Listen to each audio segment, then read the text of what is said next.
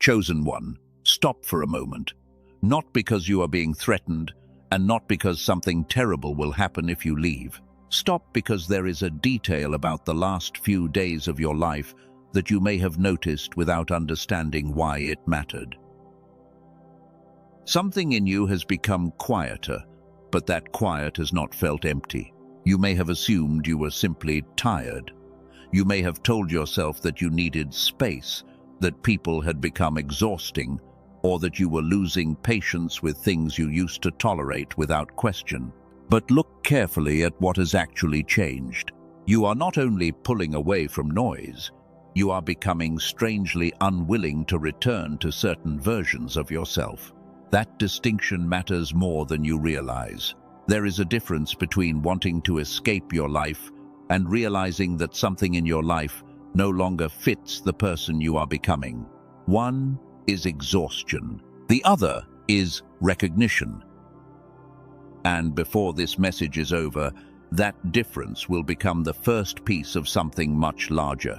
There is a reason the number 3 matters here, but not in the way you may expect. I am not asking you to prove that you are special. I am not asking you to imagine yourself above everyone around you. In fact, the people this message is meant to reach are usually the ones who have spent years questioning themselves more than anyone else ever could. They are often the people who walk into a room and notice what nobody says. They hear the sentence, but they also feel the silence underneath it. They notice the smile, but they recognize the tension behind the eyes. They can sit beside someone who claims everything is fine and still sense that something in the atmosphere has shifted. For years, that sensitivity may have felt more like a burden than a gift. You may have wished you could turn it down. You may have wondered why ordinary conversations sometimes leave you more exhausted than difficult work. You may have questioned why certain people can enter a room, speak only a few words, and somehow leave you carrying a heaviness that was not there before. But do not decide what that means yet. Because sensitivity by itself is not the confirmation I am talking about. Many people are sensitive, many people are observant, many people feel deeply and still misunderstand what they are feeling. There are 3 confirmations woven through this message.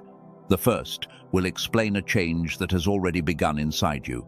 The second will explain why certain environments and certain people have become almost impossible for you to ignore. But the third is different. The third confirmation is the one that separates recognition from imagination. And that third confirmation is not an angel number. It is not a dream you have to decode. It is not a stranger suddenly appearing with a message for you. It is not money arriving, a door opening, or someone from your past returning at exactly the right moment.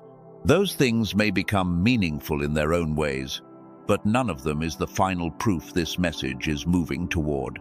The third confirmation is quieter than all of those things. That is why most people would miss it, even if it happened directly in front of them. They would keep searching outside themselves for something dramatic, while the real change was taking place in a place nobody else could see. And once you understand what that change is, the title of this message will mean something very different. Because the real question is not whether only 3 people can physically see a video.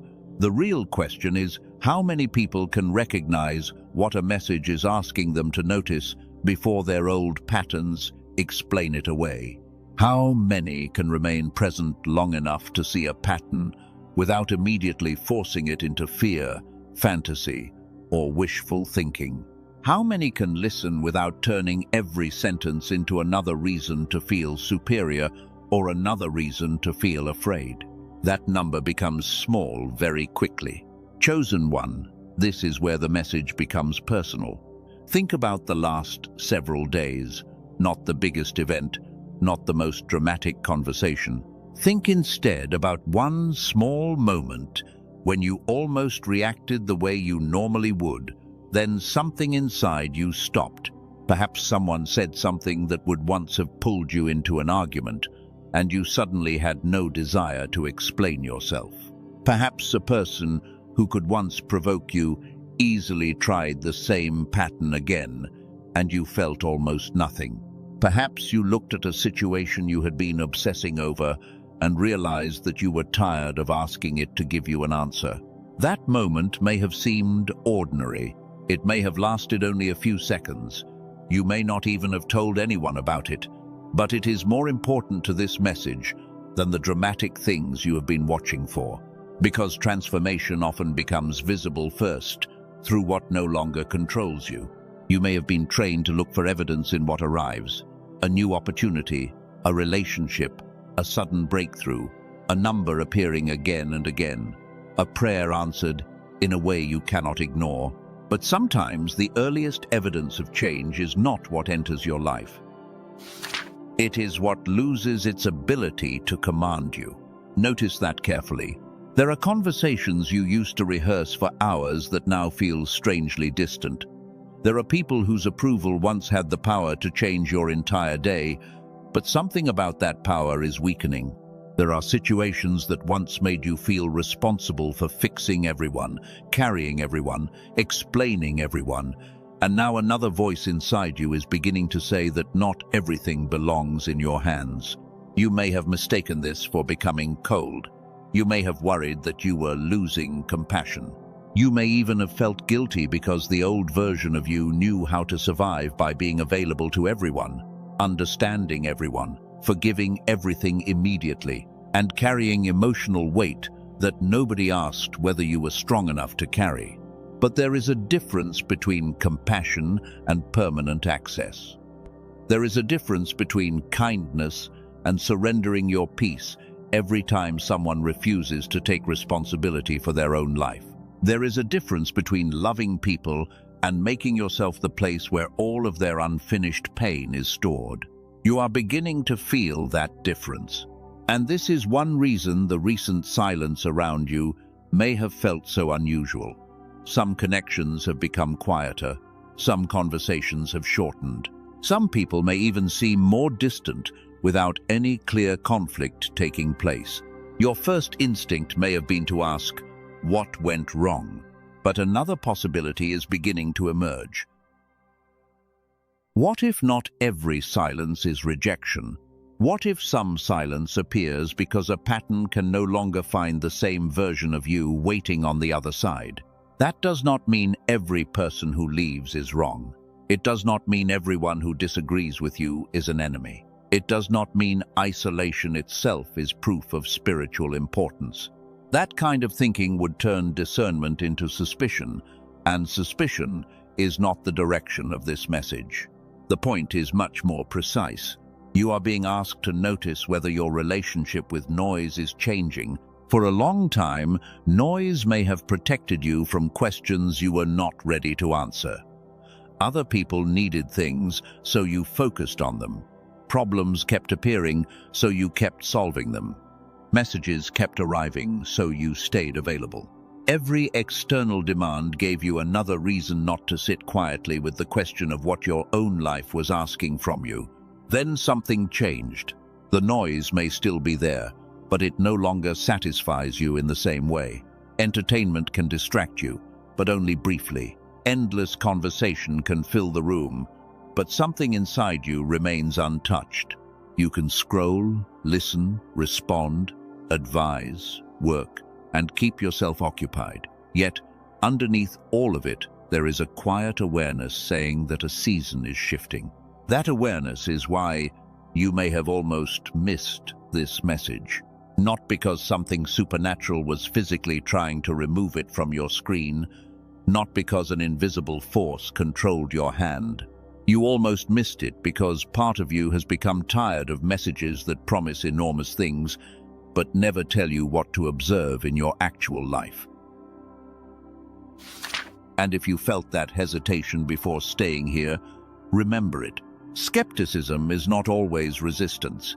Sometimes skepticism is what remains after you have believed too quickly, too many times. Sometimes you are cautious because you have heard people call every delay a miracle, every coincidence a prophecy, and every emotion a divine instruction. Discernment begins when you stop needing everything to mean something immediately. That is why this message will not ask you to believe the third confirmation before you see the pattern that leads to it. First, we have to deal with what has already happened. You have been withdrawing your attention from things that once consumed it, maybe slowly, maybe imperfectly. Maybe you still return to the old pattern some days, but the pull is not identical anymore.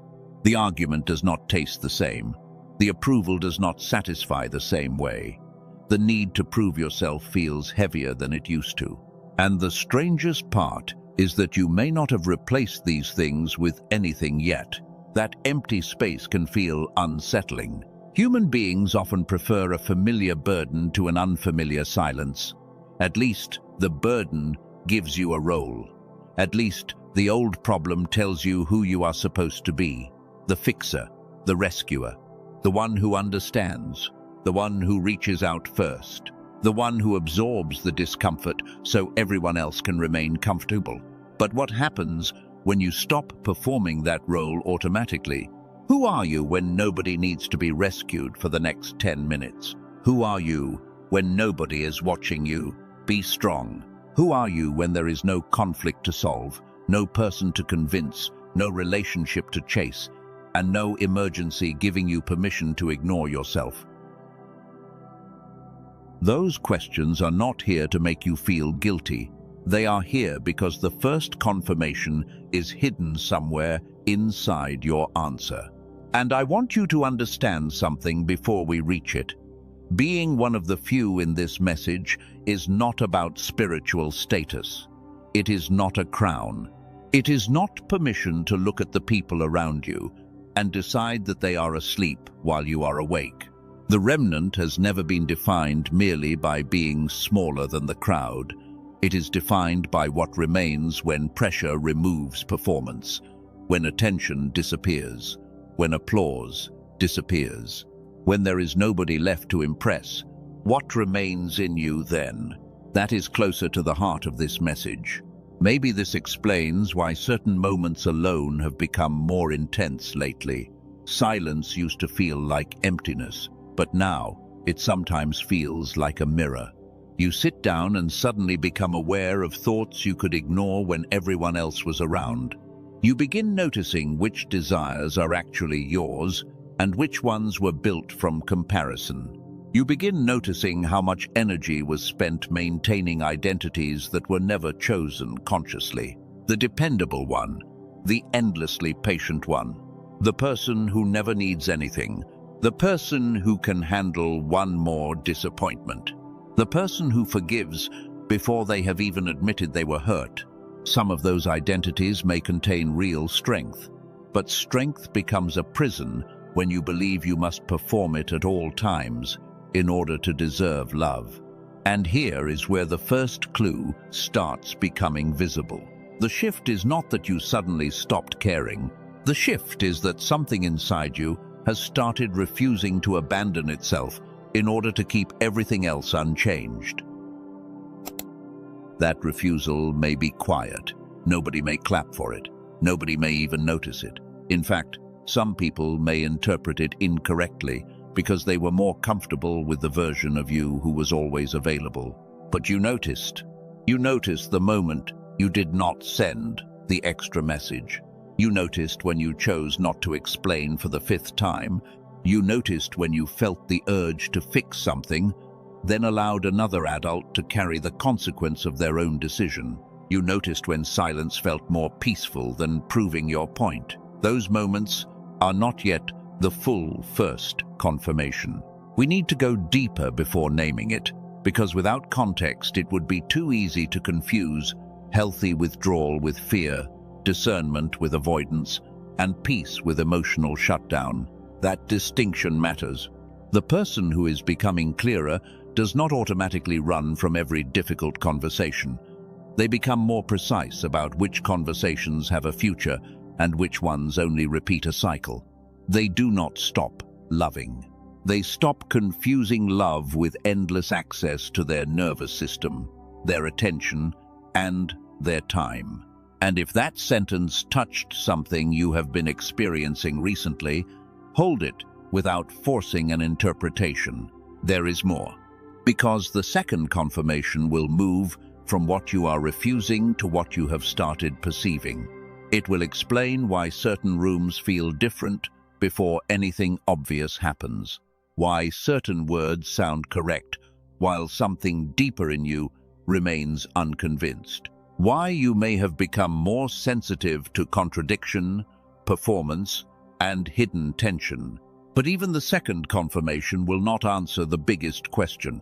Neither one will prove why this message speaks of three. That answer belongs to the third confirmation, and it cannot be understood until you see what happened to your relationship with external validation. The third confirmation does not announce itself with spectacle. It appears when a person reaches a point where the truth they recognize inside no longer needs constant permission from outside. We are not there yet. For now, I want you to carry one observation into the next part. Do not ask yourself what new thing has entered your life. Ask yourself what old thing has quietly started losing its power over you. The first confirmation begins there. Chosen one, carry the question from the last moment with you. What old thing has quietly started losing its power over you? Do not answer too quickly, because the first confirmation does not begin with what you gained. It begins with what you can no longer return to without feeling the cost. Maybe you have noticed it in conversations. You can still be polite, still listen, still care, but somewhere inside you, there is less willingness to perform the old version of yourself. The version that explained every silence, repaired every misunderstanding, and stayed too long because leaving felt cruel. At first, this change can look like exhaustion. You tell yourself that you are tired, overstimulated, maybe becoming distant. But exhaustion usually asks for rest so that you can return to the same pattern. What you are feeling may be different, because even after rest, some things still do not feel worth returning to. That is the first shift I want you to notice. You are not only tired of people, you may be tired of abandoning yourself inside certain relationships. And that distinction is where the first confirmation begins to take shape. And this is why the recent fatigue matters. You may wake up tired even after sleeping. You may leave certain conversations and need much longer than before to feel like yourself again. You may sit in a quiet room and still feel as if your system has been carrying noise for hours. Do not turn that into a dramatic conclusion. Fatigue has many ordinary causes, and this message is not asking you to ignore them. The narrower question is whether the exhaustion becomes stronger around places where you are required to suppress what you actually know, feel, or need just to keep everyone comfortable. Because there is another detail that often appears at the same time: sleep changes. You may wake between 3 and 4 in the morning and wonder why your eyes are open when your body still wants rest. You may check the time and feel a strange stillness that seems larger than the hour itself. The hour is not the proof. 3 in the morning is not a secret code that automatically means something extraordinary is happening to you. The clue is what happens inside you when you wake. Before the thoughts begin, before you remember the unfinished tasks, there can be a brief moment when everything feels unusually clear. The room is still. Nobody is asking anything from you. And in that small window, there is often one truth you can feel before your mind starts negotiating with it. Maybe the truth is that you are done chasing someone. Maybe a decision you have been postponing is already made inside you. Maybe the life you keep trying to repair no longer matches what you are becoming. Then the noise returns. You remember responsibilities, expectations, and the reasons you are supposed to be patient. The clear thing you knew for a few seconds becomes buried under explanation again. This is why the moment matters more than the clock. Do not rush to call it a sign. Just notice how often your clearest inner answer appears before the outside world gets loud enough to talk you out of it. The first confirmation is not isolation by itself. Anyone can isolate. Fear can isolate a person. Pain can isolate a person. Pride can isolate a person. The first confirmation is more precise. It is the growing inability to betray what you already know just to preserve a connection, an image, or an old role. You may still choose peace over being right. You may still forgive, listen, and give people room to change. But something in you is beginning to refuse the kind of compromise that requires you to deny your own clear perception. You may know that a relationship is one-sided, but for years you called it patience. You may know that a work environment empties you, but you called your endurance loyalty. You may know that someone repeatedly crosses the same boundary, but you called your silence compassion. Then one day, the words stop working. Patience no longer makes the pattern feel healthy. Loyalty no longer makes the exhaustion feel noble. Compassion no longer requires you to disappear. This is the first confirmation. The change can be subtle enough that nobody else notices it at first. You may still show up, answer messages, finish what needs to be finished, and care deeply about people. But inside, the old bargain is breaking. You are beginning to understand that peace purchased through self-abandonment is not peace at all. Not that you are leaving everyone, not that every uncomfortable place is beneath you, not that every person who disappoints you should be removed. The confirmation is that your inner system is becoming less willing to use spiritual language to excuse what you can already see clearly. And now I want to introduce something that will matter later, but I do not want you to solve it yet. What if the problem is not always the signal you are receiving? What if sometimes the issue is the condition of the receiver? Think about that without trying to make it mystical. A clear message can arrive in a distracted mind and still be missed. A wise decision can be obvious, but a person who is exhausted, scattered, or trapped in constant emotional reaction may not hold on to it long enough to act. This does not mean they are weak. It does not mean they lack faith. It does not mean something is wrong with their worth. It means receiving is a condition, not only an intention. Later, I am going to return to that idea because there is something about the way the human mind coordinates attention, perception, and decision-making that changes how this entire conversation looks. Not because science replaces what is sacred, but because sometimes a spiritual experience becomes easier to understand when you also understand the instrument through which you experience it. For now, keep the question open. What if you have been blaming yourself for not hearing clearly, when part of the problem is that you have been living in a state of constant internal noise?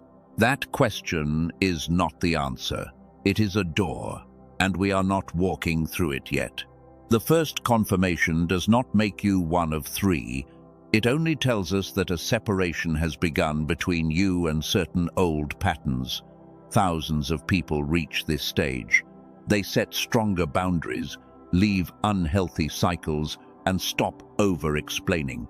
Those things can be wise, but none of them proves the deeper claim of this message. That is why I do not want you to grab the first thing that feels familiar and use it as proof that you are special.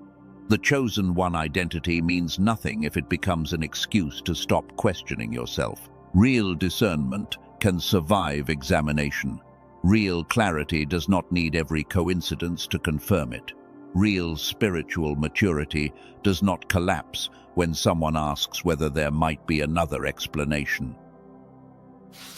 So let the first confirmation be what it is: a threshold. You are becoming less willing to betray what you know for the sake of remaining understandable to people who benefit from your confusion. That is significant, but it is not enough. The second confirmation will narrow the circle much more. It has to do with perception, not what you refuse, what you notice. There are moments when you enter a place and something in you registers the atmosphere before your conscious mind has evidence. There are conversations where the words sound right, yet your body remains alert. There are people who say exactly what they are supposed to say, but something in the timing, the tone, or the silence underneath the sentence does not align. You may have dismissed this because you did not want to become suspicious. That was wise. Sensitivity without discipline can create stories that are not true. But disciplined sensitivity is different. It notices first and interprets later. It does not accuse. It observes. It waits to see whether reality confirms the impression. That difference is where the second confirmation begins. And when we reach it, one of the strangest parts of your recent experience may start making sense. Why some rooms exhaust you before anything bad happens. Why certain people make you feel pressure to answer quickly. Why peace sometimes arrives only after you leave a place you could not logically explain. But even then, do not confuse recognition with proof. The third confirmation is still waiting, and it will ask something more difficult than noticing patterns or leaving unhealthy situations. It will ask whether you can remain aligned with what you know when there is no immediate reward for doing so. No applause, no dramatic sign, no person telling you that you were right. That is why the third confirmation cannot be given yet. If I named it now, it would sound like another beautiful sentence. You need to arrive at it through the pattern. For now, remember the first. You are not simply becoming tired of people. You are becoming less willing to abandon your own clear perception just to preserve a familiar role. And if that is happening, do not romanticize it. Do not weaponize it. Do not use it to judge everyone around you. Use it as information. Let it show you where your energy has been leaking. Let it show you which conversations require endless self-denial to continue. Let it show you how often you have called something peace when it was actually fear of conflict. Then watch what happens next, because once a person stops spending so much energy defending, rescuing, and explaining, something else often becomes sharper. Perception. The room becomes easier to read. The contradiction becomes easier to hear. The difference between peace and pressure becomes harder to ignore. And that is where the second confirmation begins. Chosen one. The first confirmation was about what you are no longer willing to abandon inside yourself. The second moves in the opposite direction. It is not about what you refuse. It is about what you notice before anyone gives you a reason to notice it. Think about what happens in the first few seconds after you enter certain places, before a conversation begins, before somebody explains what happened, before you have enough information to form an opinion. Sometimes, something inside you has already registered that the atmosphere is different. You walk into a room where everyone appears normal, yet your attention becomes sharper. Nobody has raised their voice. Nobody has said anything obviously wrong. Still, you feel as if you arrived in the middle of a sentence that ended before you opened the door. Then, somebody speaks. The words may be ordinary. The smile may be appropriate. The explanation may even sound reasonable. But something does not settle. This is where you have probably questioned yourself many times. You may have wondered whether you were imagining tension because you are too sensitive. You may have asked whether past disappointments made you suspicious. Sometimes that can happen. A nervous system that has spent too long preparing for conflict can detect danger where there is only uncertainty. That is why discernment cannot mean believing every feeling. Discernment is not instant accusation. It is the ability to notice without immediately creating a story. That distinction matters. Someone who lives through suspicion feels something and immediately decides what it means. They assume intention. They build a conclusion. They collect evidence afterward to support the conclusion they already chose. Discernment works differently. It registers the contradiction, then waits. It notices that the words and the tone do not seem to belong together. It notices that a person says there is no problem while their behavior becomes more controlled. It notices that a room becomes strangely quiet when a certain subject appears. Then it does something very difficult. It does not force an explanation. This may be one of the changes you have been experiencing lately. You are becoming more comfortable noticing something without demanding that it reveal its meaning immediately. In the past, uncertainty may have made you restless. If somebody changed their tone, you wanted to know why. If a relationship felt different, you wanted the conversation now. If a person became distant, you searched through every recent interaction, trying to locate the moment you did something wrong. You tried to close every open question. Sometimes you even apologized before anyone accused you of anything. You offered explanations nobody requested. You attempted to repair a tension before you knew whether it belonged to you. That habit often comes from being highly attentive to other people. When you spend years learning how to keep peace, you become skilled at noticing small changes. A pause, a different expression, a delayed answer, a voice becoming slightly colder. The skill is real. The interpretation is where things can become distorted. Maybe you learned as a child that noticing the mood of a room helped you know how to behave. Maybe you could tell when an adult was upset before they admitted it. Maybe you learned when to become quiet, when to become helpful, when to disappear, and when to make everyone laugh. Over time, perception became survival. And when perception becomes survival, the mind can start believing that every shift requires action. But you are changing. You are beginning to realize that noticing something does not make you responsible for fixing it. That is important enough to repeat in another way. You can sense tension without volunteering to carry it. You can recognize distance without chasing the person who created it. You can notice a contradiction without turning yourself into an investigator. You can feel that something is wrong and still wait for reality to show you what it is. That waiting is not weakness. It may be the beginning of a more disciplined form of discernment. And this is where the second confirmation starts becoming visible. It is not that you feel everything more intensely than everybody else. It is that you are beginning to separate what you perceive from what you assume. That sounds simple until you understand how rare it is. Most people do one of two things when an atmosphere changes. Some ignore it completely because acknowledging it would require an uncomfortable decision. Others exaggerate it, turning every uneasy feeling into proof of betrayal, danger, or hidden intention. Neither extreme produces clarity. The person who is developing discernment learns to remain between them. They do not deny what they sense. They do not worship what they sense either. They notice, they observe, they wait. Then they compare the first impression with what unfolds. This is why certain experiences from the last few months may be returning to your memory right now. There may have been someone you could not explain at first. Nothing they said was openly harmful. Perhaps everyone else seemed comfortable around them. You may even have told yourself that you were being unfair. So you waited.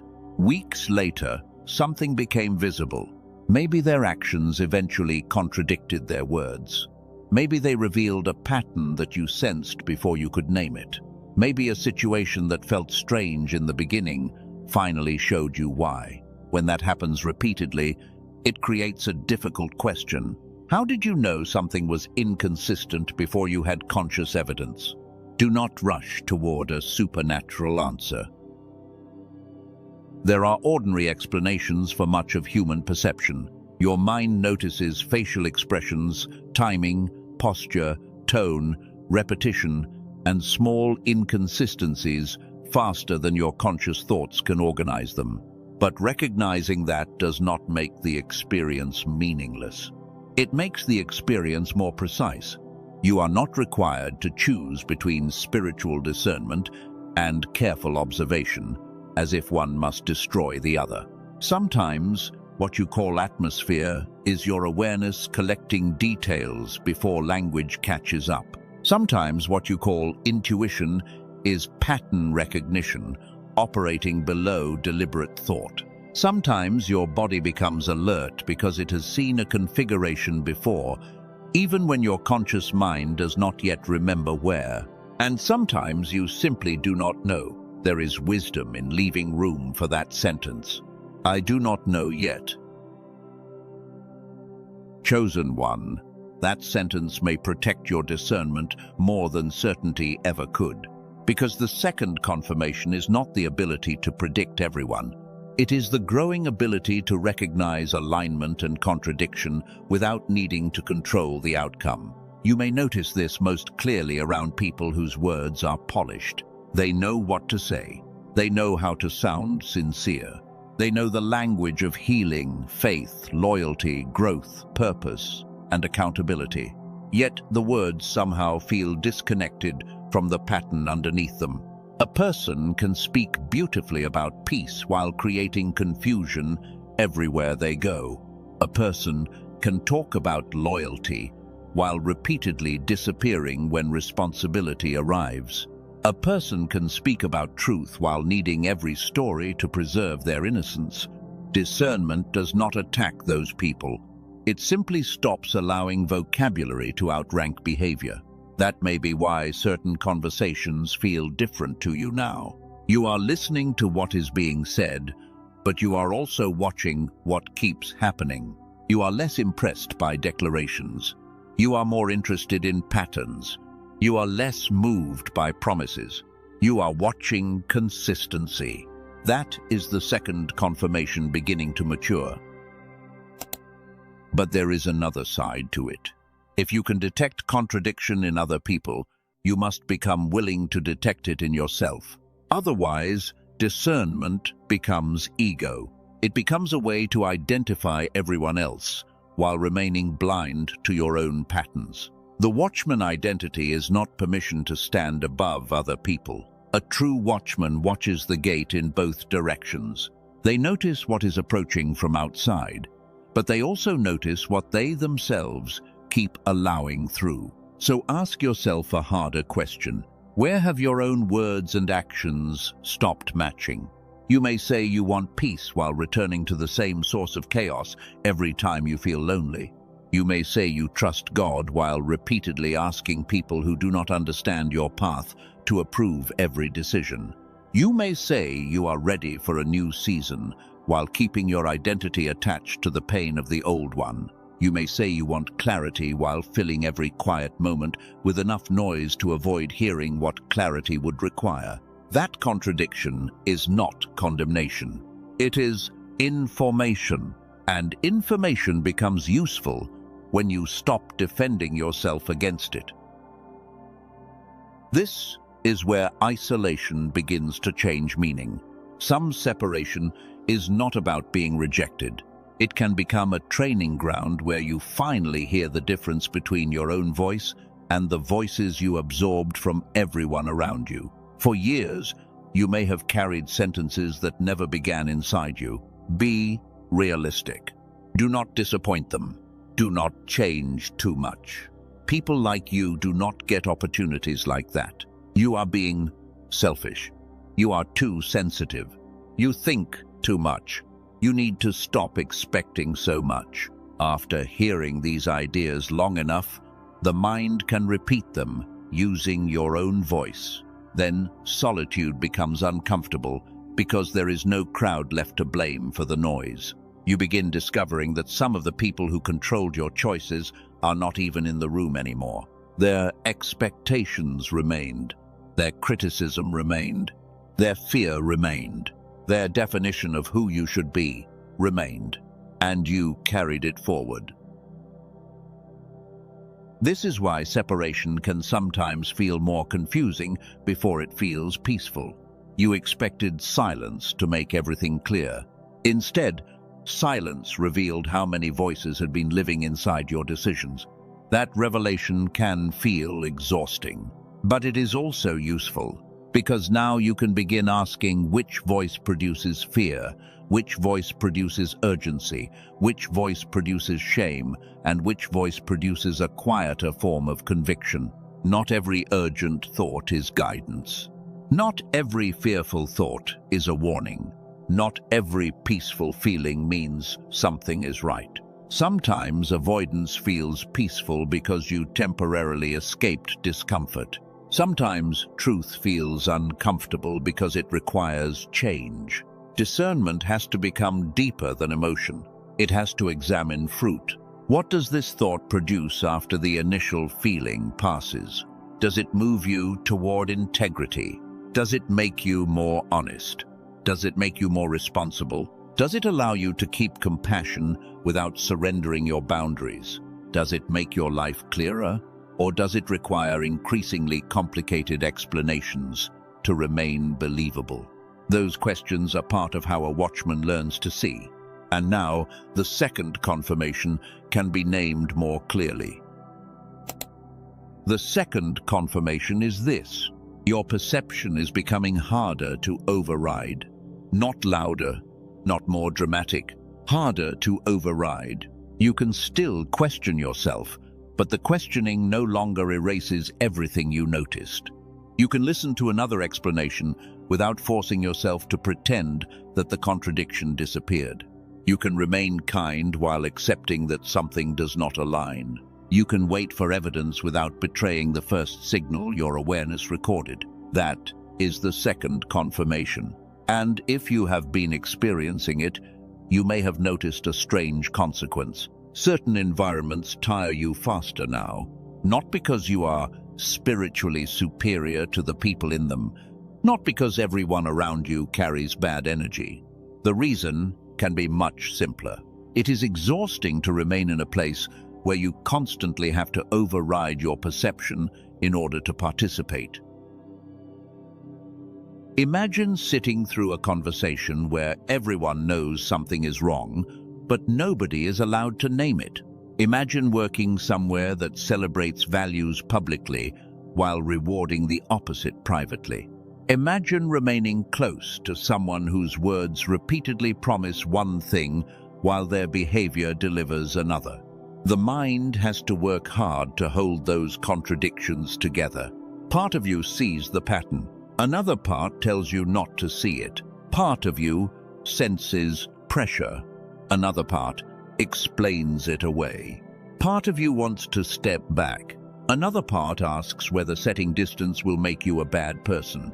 That internal conflict consumes attention. And this is where the question from earlier returns. What if sometimes the signal is not the main problem listers? What if the receiver is overwhelmed?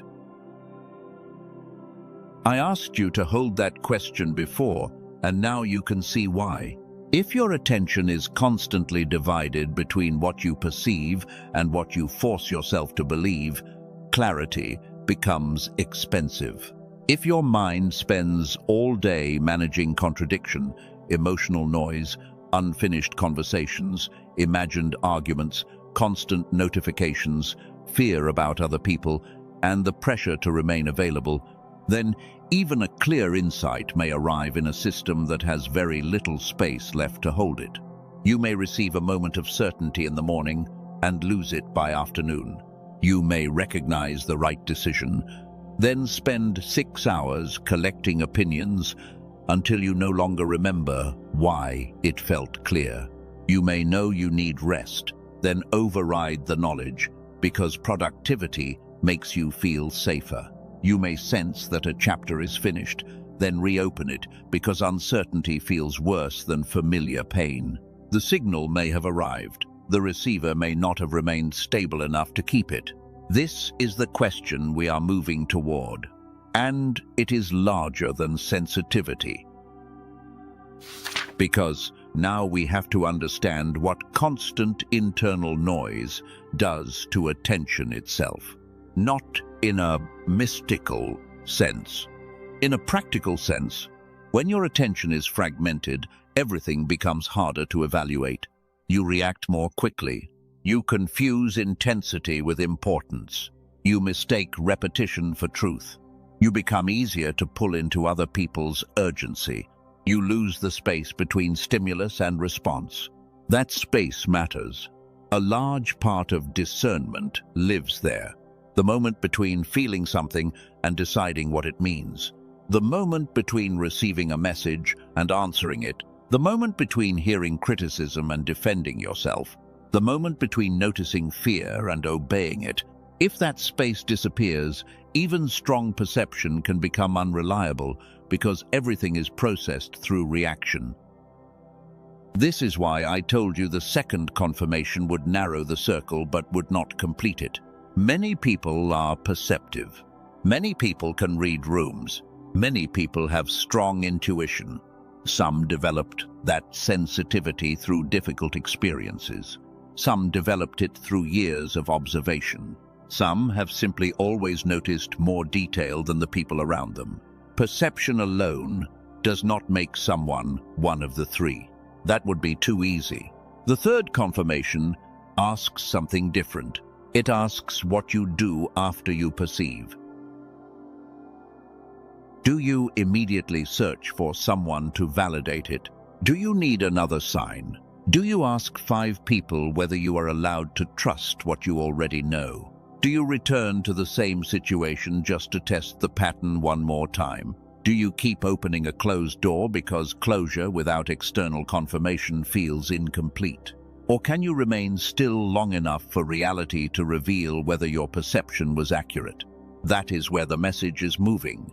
But before we reach that point, another layer has to be understood. Why does the mind sometimes feel clear in one moment and completely scattered in the next? Why do you occasionally experience a few minutes where decisions feel almost obvious, then lose that clarity when the day becomes noisy?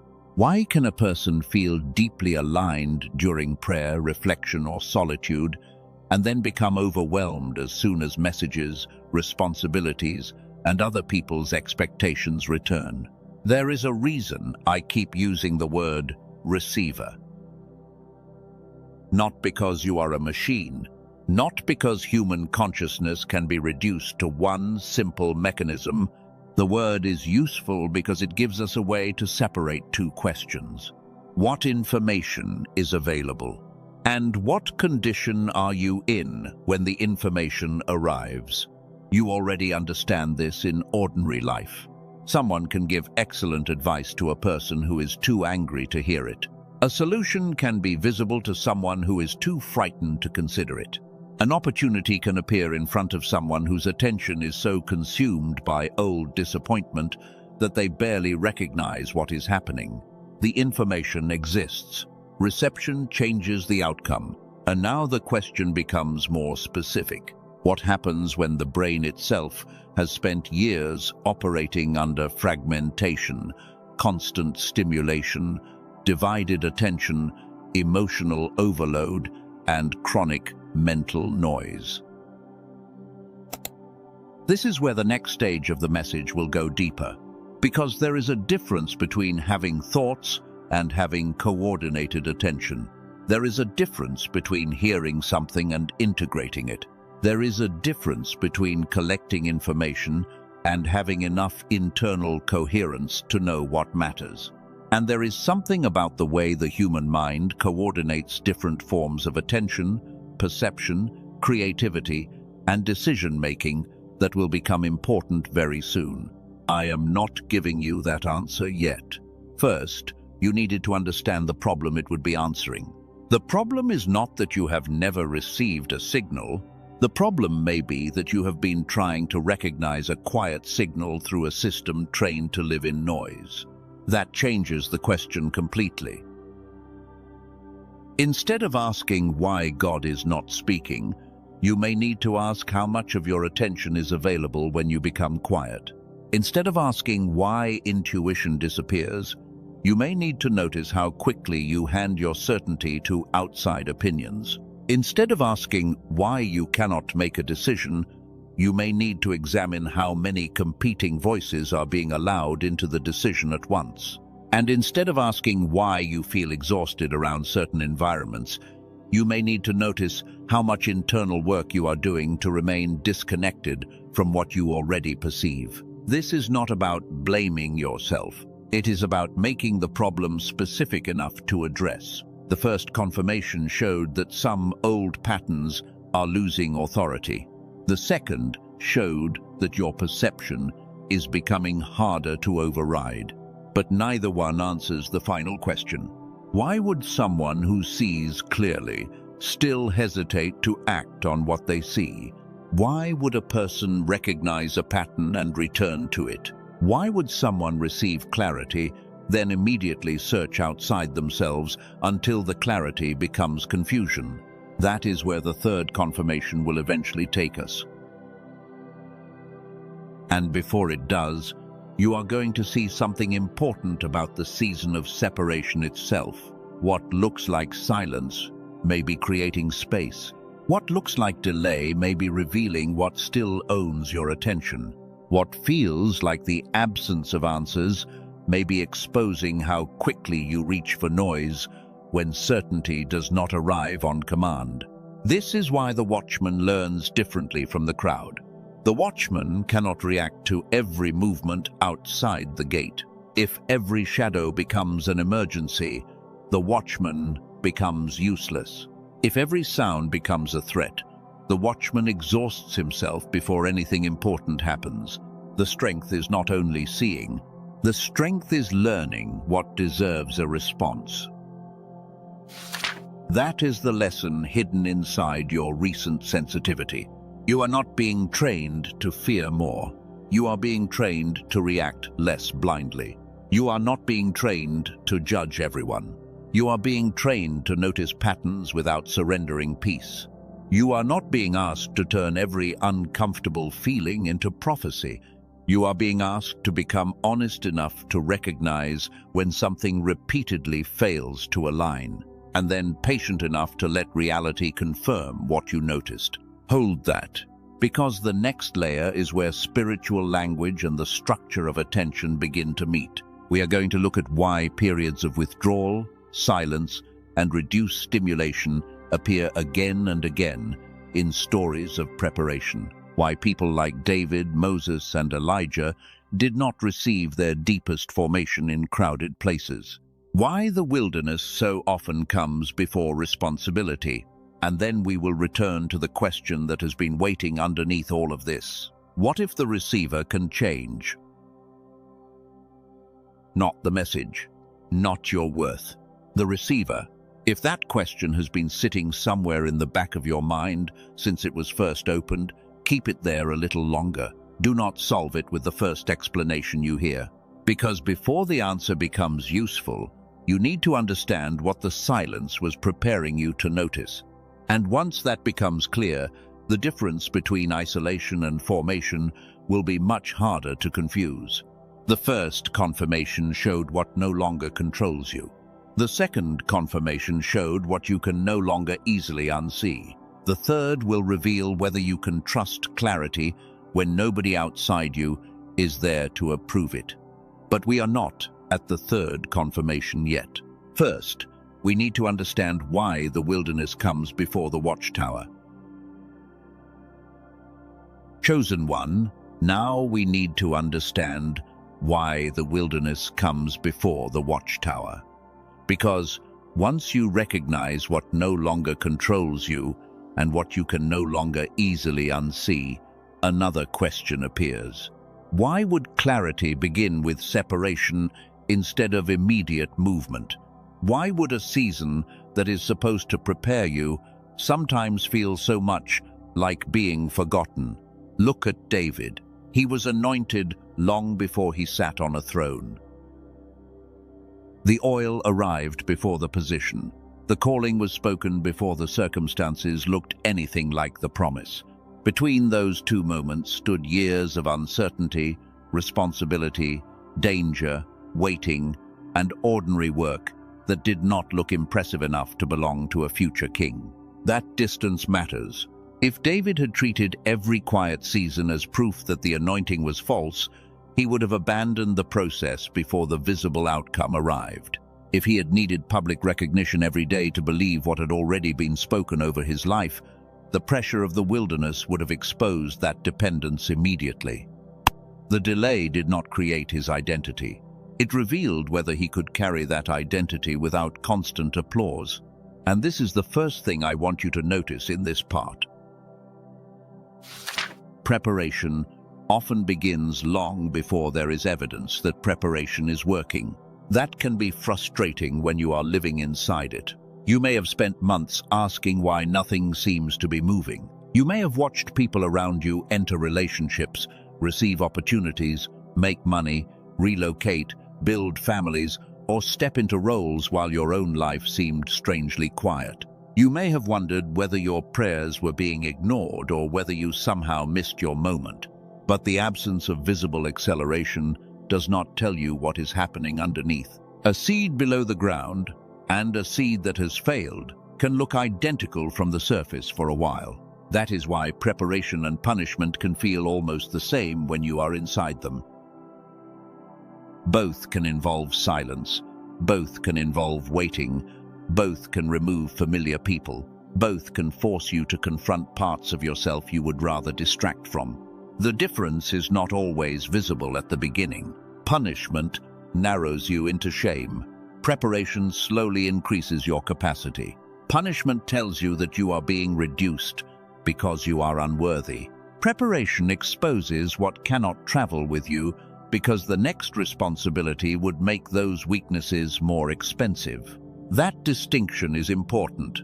If you believe every difficult season is punishment, you will spend the entire season asking what is wrong with you. You will interpret every delay as rejection. You will compare your timeline with everyone else and call the difference failure. But if you romanticize every difficulty as preparation, you can make the opposite mistake. You can refuse responsibility. You can ignore consequences. You can call every closed door divine protection, even when the door closed, because something needed to change in your own behavior. Discernment has to remain honest enough to hold both possibilities.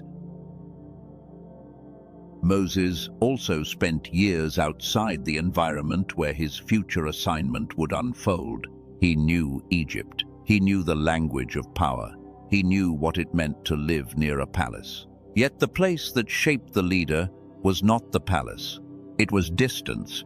It was obscurity. It was routine.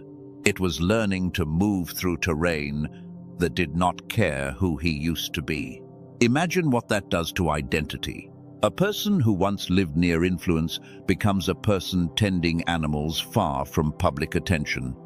There is no audience to maintain, no title to defend, no crowd to reassure him that his life still matters. The old mirrors disappear. And when the mirrors disappear, you begin discovering what part of your identity existed only because someone else was reflecting it back to you. That may be happening in your own life. Some of the people who once confirmed who you were may not be close anymore. Some of the environments where you felt useful may no longer fit. Some of the responsibilities that gave you a sense of importance may have been removed, reduced, or changed. And when that happens, the mind can panic. Who am I if I am not needed in the same way? Who am I if nobody asks me to solve the problem? Who am I if my value is not measured by how much pain I can carry for other people? Who am I if I stop proving that I can survive everything? Those are wilderness questions. They are uncomfortable because they remove borrowed identity. Chosen one, the wilderness is not automatically holy because it is lonely. The point is what the silence makes visible.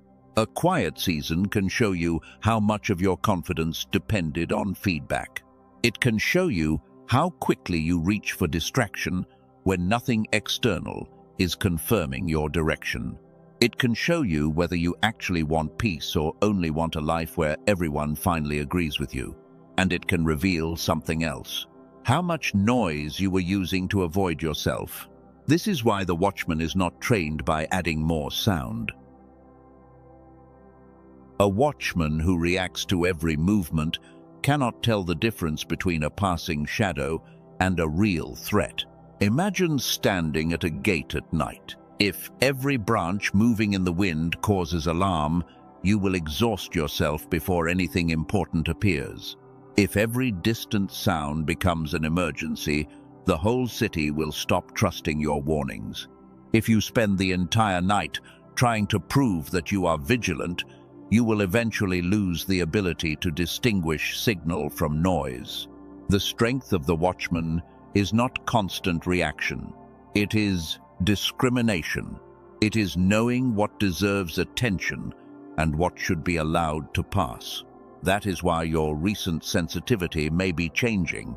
At first, sensitivity can make everything feel important. Every mood in the room, every delayed message, every strange look, every change in tone, every coincidence, every dream, every repeated number, every sudden thought. The undisciplined mind tries to assign meaning to all of it, but mature discernment becomes more selective. It asks a better question. Does this pattern continue? Does reality support it? Does responding to it produce clarity or only more agitation? Does this require action now, or does it only require observation? That is a different form of power, not the power to know everything immediately, the power to remain still when you do not. Elijah gives us another picture. There are moments in his story where spiritual responsibility and physical exhaustion stand painfully close together. A person can have experienced extraordinary things and still become tired. A person can believe deeply and still need food, rest, quiet, and recovery. That matters because spiritual language can sometimes become a way of ignoring the body. You can call exhaustion warfare when you are also sleeping badly. You can call mental fog resistance when your attention has been scattered across too many demands. You can call yourself spiritually blocked when part of you has simply been living under constant stimulation without enough recovery. That does not remove spiritual meaning from your life. It makes you more honest about the instrument carrying the experience. You are not a floating mind. You receive, interpret, remember, choose, pray, imagine, and respond through a living nervous system. This is where something important starts to appear. Some people who are highly perceptive also describe periods of deep mental fog. They can notice subtle changes in other people, yet struggle to organize their own thoughts. They can feel a room immediately, yet forget what they walked into another room to do. They can give clear advice to someone else, but sit in front of their own decision for hours. They can experience moments of sharp intuition, followed by periods where everything feels scattered. At first, that seems contradictory. How can someone be sensitive and foggy at the same time? How can a person notice so much and still struggle to decide? How can someone recognize patterns quickly and still feel mentally exhausted? Hold that contradiction, because it will become one of the most important bridges in this message. The answer is not that sensitivity automatically creates fog, and it is not that mental fog proves spiritual sensitivity. Those would be easy claims, but easy claims are not what we need. The more useful question is what happens when attention is constantly being divided. Imagine a person who wakes and immediately checks messages. Before their own thoughts fully form, other people's needs are already inside their attention. Then work begins. Notifications arrive, conversations overlap. Someone brings a problem. Another person needs reassurance. A headline creates fear. A video creates urgency. An argument from yesterday continues in the mind, even while a meeting is happening today. By evening, The body may be sitting still while the attention has traveled through hundreds of unfinished loops. That kind of life can make quiet feel uncomfortable because quiet suddenly reveals the backlog. You sit down to rest and the mind becomes louder, not because rest is failing, because nothing else is covering the accumulated noise. This may explain why you sometimes feel more exhausted after a day of emotional interaction than after hours of physical work. Attention has a cost. Self-monitoring has a cost. Constantly reading the room has a cost. Trying to predict how everyone will react has a cost. Rehearsing conversations before they happen has a cost. Replaying them afterward has a cost. And overriding your own perception so that you can remain comfortable inside an inconsistent environment has a cost. None of this requires a supernatural explanation to matter. The experience is already real. The question is what you do with it. This is where the wilderness can become useful. Less noise does not automatically create wisdom, but less noise creates the possibility of noticing what constant stimulation was hiding. You begin to recognize which thoughts return when nobody is feeding them. You notice which fears disappear when certain people are not present. You notice which desires become clearer when comparison is removed. You notice which decisions feel simple before you ask everyone else what they think. That is formation. Not because isolation itself transforms you, because the reduction of noise gives you an opportunity to see how your attention has been organized. And that brings us back to David. The field did not look like a throne room, but it trained qualities the throne would later require. Patience when nothing appears to be happening. Attention when there is no audience. Responsibility for something that seems smaller than the future you imagine. The ability to face danger without needing public approval first. The ability to keep showing up before recognition arrives. The visible assignment came later. The internal rehearsal came first. This is why some of the smallest responsibilities in your current season may matter more than they look. How you handle your morning when nobody is watching. How you speak to yourself after disappointment. Whether you keep promises that nobody else knows you made. Whether you choose rest before resentment forces you to stop. Whether you maintain boundaries after the emotional intensity of setting them has passed. These things do not feel prophetic. They feel ordinary. But ordinary repetition is often where identity becomes stable. A person who needs dramatic moments to remain committed will struggle when the assignment becomes repetitive. A person who can only believe when emotion is high will question everything when the feeling becomes quiet. A person who needs constant signs may overlook the discipline required after the sign appears. The wilderness removes some of that dependence. It teaches you to continue when there is no immediate reward. It teaches you to distinguish conviction from excitement. And it teaches you that silence is not always absence. Sometimes silence is where capacity is being measured. But I want to make a distinction before we go further. Formation can explain why a season of silence has value. It can explain why separation might reveal identity. It can explain why fewer external voices can sharpen discernment. It can explain why a watchman must learn not to react to every signal. But formation does not fully explain the fog. That is the part we still have to address, because some of you are not only quiet, you are mentally tired. You sit down to focus and the mind jumps. You know what you need to do, but beginning feels strangely difficult. You remember a time when ideas connected more quickly. You remember learning without needing to force every step.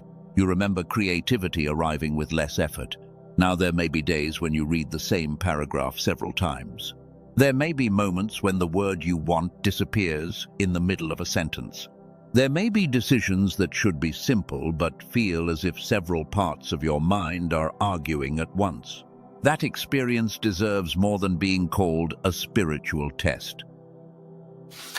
And this is where the next layer of the message has to become more specific. Not because we are leaving the spiritual frame behind, because vague explanations stop being useful when a more precise question becomes available. What if some of what you have interpreted as a lack of clarity is connected to how fragmented your attention has become over time? What if the child who once learned quickly did not lose intelligence? What if something about coordination, focus, and integration changed? Do you remember being younger and becoming completely absorbed in something? Drawing, building, reading, inventing games. Taking something apart just to understand how it worked. Hours could pass without you constantly checking whether the activity was productive, profitable, impressive, or approved. Your attention could gather itself around one thing.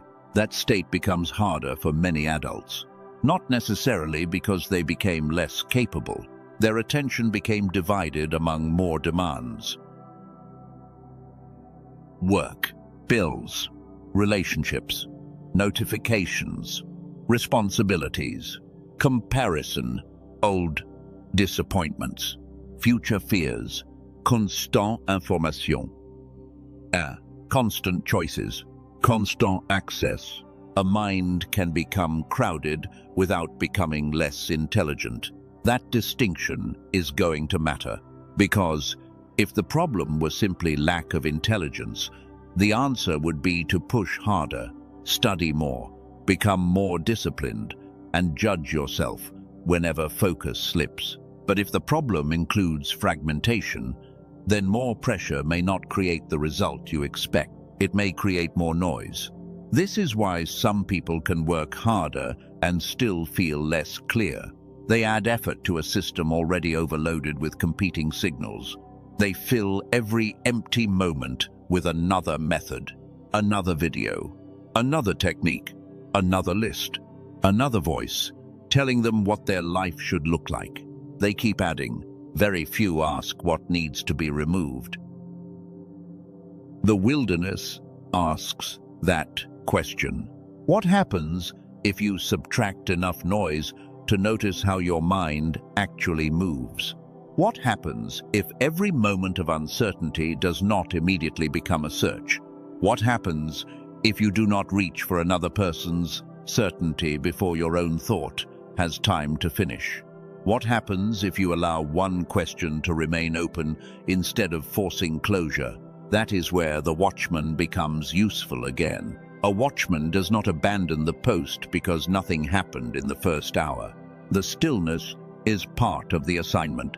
The ability to wait without inventing danger is part of the assignment. And for you, the ability to sit with a question without immediately drowning it in outside information may be part of the same training. That is why I asked you earlier to leave the receiver question open. What if the signal is clear, but the receiver is overwhelmed? We are getting closer to answering that, but not yet. First, I want you to see how this connects to your identity. Chosen one does not mean a person who always receives dramatic revelation. The remnant is not simply a group that knows secrets everyone else misses. The watchman is not someone who lives in permanent suspicion. These identities only become useful when they produce responsibility. A watchman who sees clearly must still decide wisely. A destiny carrier who senses purpose must still build the capacity to carry it. A cycle breaker who recognizes a generational pattern must still live differently when nobody is rewarding the change. Identity without capacity becomes fantasy. Capacity without identity can become directionless effort. The two have to meet, and that meeting is where the next stage begins. You have already seen what silence can expose. You have seen what separation can remove. You have seen why discernment cannot mean reacting to every feeling. Now we need to ask, what happens inside the mind when years of fragmented attention begin affecting the way perception, creativity, memory, and decision-making work together. This is the point where the message begins moving from wilderness into mechanism. And I want you to notice that transition carefully. We are not trying to prove a spiritual claim with a scientific word. We are not trying to turn every human experience into a laboratory result. We are asking a narrower question. Is there something about the way the mind coordinates itself that can help explain why a person sometimes feels fully clear, integrated, and present, then at other times feels divided, foggy, and unable to hold the same clarity?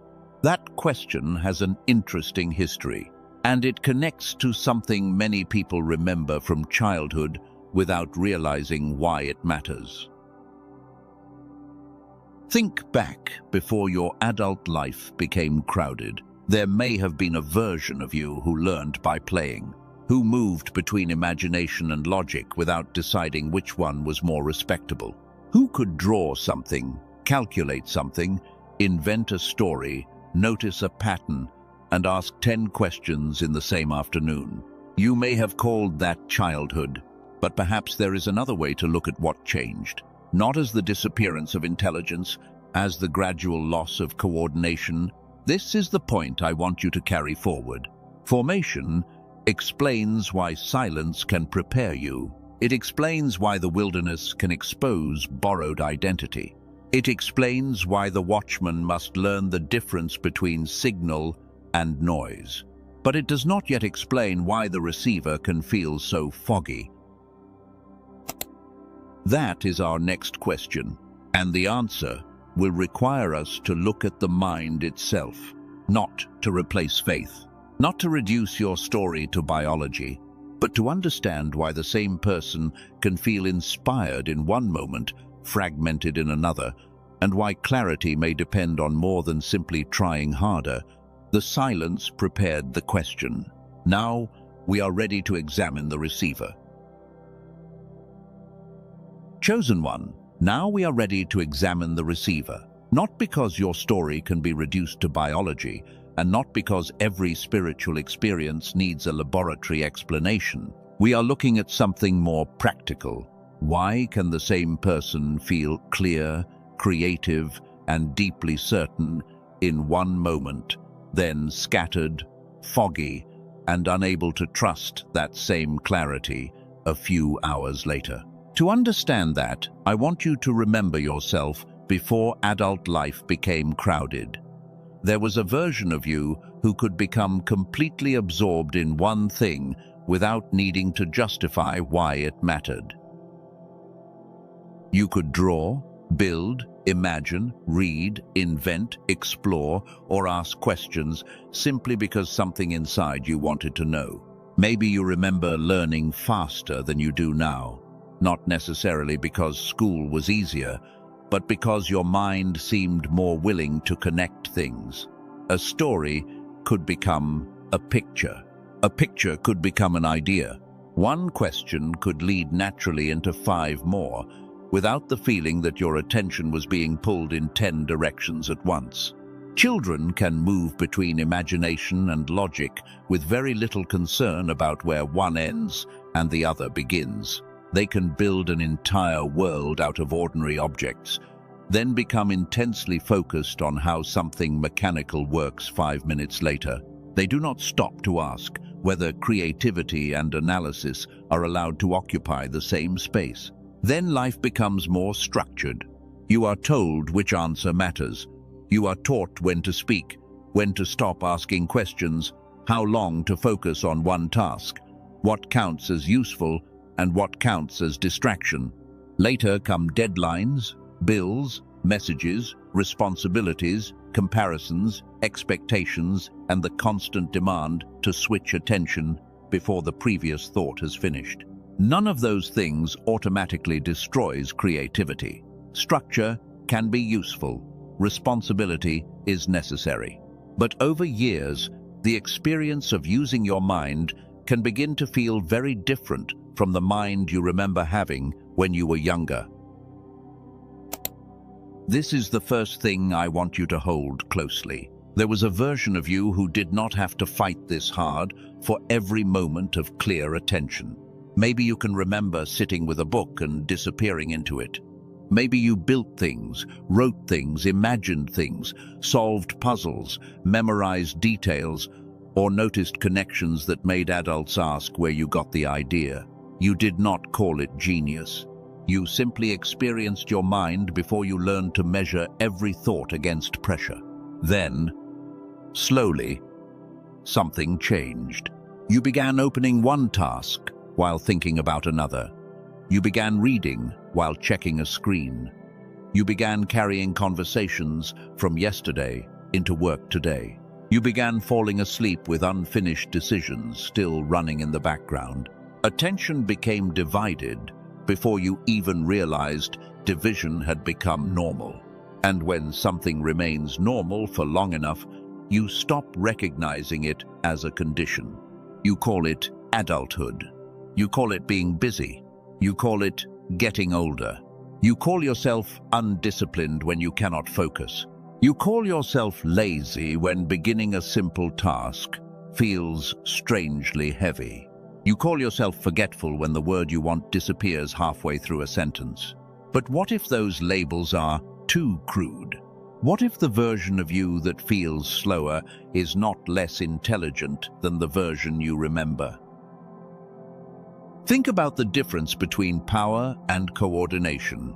A room can contain several skilled musicians and still produce noise if they are not playing together.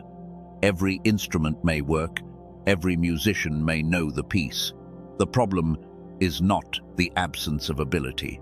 The problem is integration. Your mind is more complex than that metaphor, but the distinction is useful. You can have memory and still struggle to retrieve what you need under pressure. You can have imagination and still feel unable to turn an idea into a decision. You can have strong intuition and still spend hours second-guessing what felt clear when it first arrived. The abilities may still be present.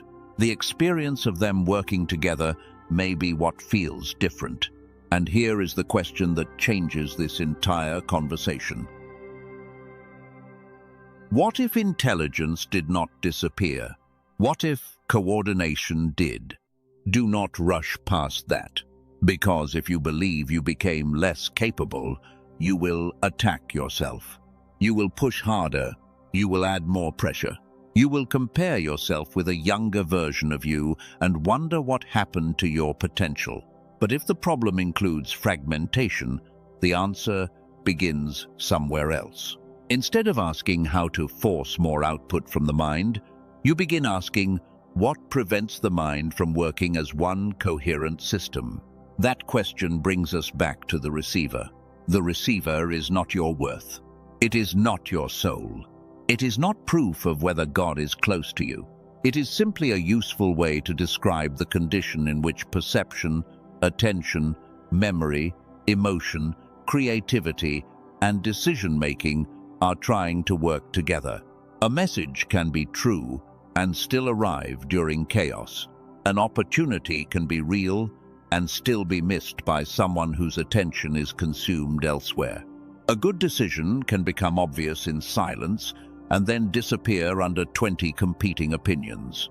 This is why you may have had moments when the answer felt almost embarrassingly simple, then doubted it later. You were alone in the morning and knew what needed to happen. Then messages arrived. Someone disagreed. Someone became emotional. Another person gave advice based on their fear. You searched for more information. By evening, the decision that felt clear at sunrise had become a maze. The signal changed very little. The environment around the receiver changed dramatically. This is why the wilderness discussion mattered before we reached this point. Silence does more than remove people. It reduces competing input. It creates enough space for you to observe which thoughts remain after the emotional pressure of other voices fades. That does not mean solitude makes every thought correct. It means solitude can make your own process easier to observe. And observation is necessary before restoration. You cannot restore what you have never learned to notice. Chosen one, many spiritually sensitive people have tried to solve mental fog only by increasing spiritual intensity. More prayer, more fasting, more videos, more affirmations, more messages, more searching. Those practices may have meaning in their proper place, but adding more input to an already overloaded mind can sometimes create the opposite of the clarity you wanted. This is where we need to separate vocabulary from mechanism. You may have heard people talk about gamma, alpha, frequencies, binaural beats, vibration, or different brainwave states. Those words are common in conversations where neuroscience and spiritual language overlap. Some people have experimented with hours of tracks online, hoping one frequency would suddenly unlock focus, intuition, creativity, or peace. Maybe you have tried something like that. Maybe it relaxed you. Maybe you felt nothing. Maybe you listened for several days and decided that the entire subject was overhyped. Whatever your experience, do not make the mistake of assuming that one category of sound explains the whole picture. Brainwaves may be part of the language around this subject. They are not the whole mechanism we are moving toward. That distinction matters because a brainwave pattern and the broader coordination of activity across the brain are not the same question. The material behind the approach I am going to describe later does not position the answer as simply finding another gamma track or another binaural recording. It points instead towards synchronization, toward what happens when different regions and functions are working with greater coordination rather than behaving like isolated islands of activity. Think again about the musicians. Changing the volume of one instrument does not necessarily make the orchestra coherent. The deeper question is whether the instruments are able to work together. That is the bridge. And now we have reached the point where a name from neuroscience becomes relevant. Dr. Roger Sperry spent years studying what happened when communication between the two cerebral hemispheres was altered. His split-brain research became historically important because it helped clarify how different functions can be specialized across the hemispheres and how those hemispheres contribute differently to human experience. In 1981, Dr. Roger Sperry shared the Nobel Prize in Physiology or Medicine for discoveries concerning the functional specialization of the cerebral hemispheres. That Nobel Prize did not prove a spiritual teaching. It did not prove manifestation. It did not prove that listening to an audio track creates miracles. Keep those lines clear. What the research did help establish was something much more useful for the conversation we are having. The two hemispheres are not meaningless duplicates. Different processes can be emphasized differently across them, while ordinary human functioning depends on enormous amounts of cooperation and communication throughout the brain. The importance for us is not the simplistic idea that one side is logical and the other side is creative. Human cognition is far more interconnected than that. The useful question is coordination. How well does a person integrate perception with decision? How well does imagination cooperate with analysis? How easily can a new insight become organized action instead of another exciting thought that disappears before the day ends? This is where the language of whole brain activation enters the material behind the method we are approaching. The idea is not to make one side stronger and the other weaker. It is to emphasize synchronized functioning. And when you hear that, the childhood memory we started with becomes more interesting. The material behind this approach cites a striking claim that 98% of young children demonstrate creative genius-level performance on certain creativity testing, while only a tiny fraction of adults retain comparable results. Do not treat that number like a prophecy. Treat it as a question. What happens between childhood and adulthood that makes so many people experience themselves as less creative, less mentally flexible, and more afraid of wrong answers. Some of that change is normal development. Some of it is responsibility. Some of it may come from the way institutions reward certain forms of thinking over others. And some of it may come from the simple fact that modern adult attention is under pressure almost continuously. This is the fourth thing I want you to notice. The most important scientific anchor in this section is not a claim that a Nobel Prize validated a product. It is that Dr. Roger Sperry and the 1981 Nobel recognized serious research into how the cerebral hemispheres contribute differently to human function. The method we are approaching uses that history as part of its conceptual foundation. That is a more precise statement.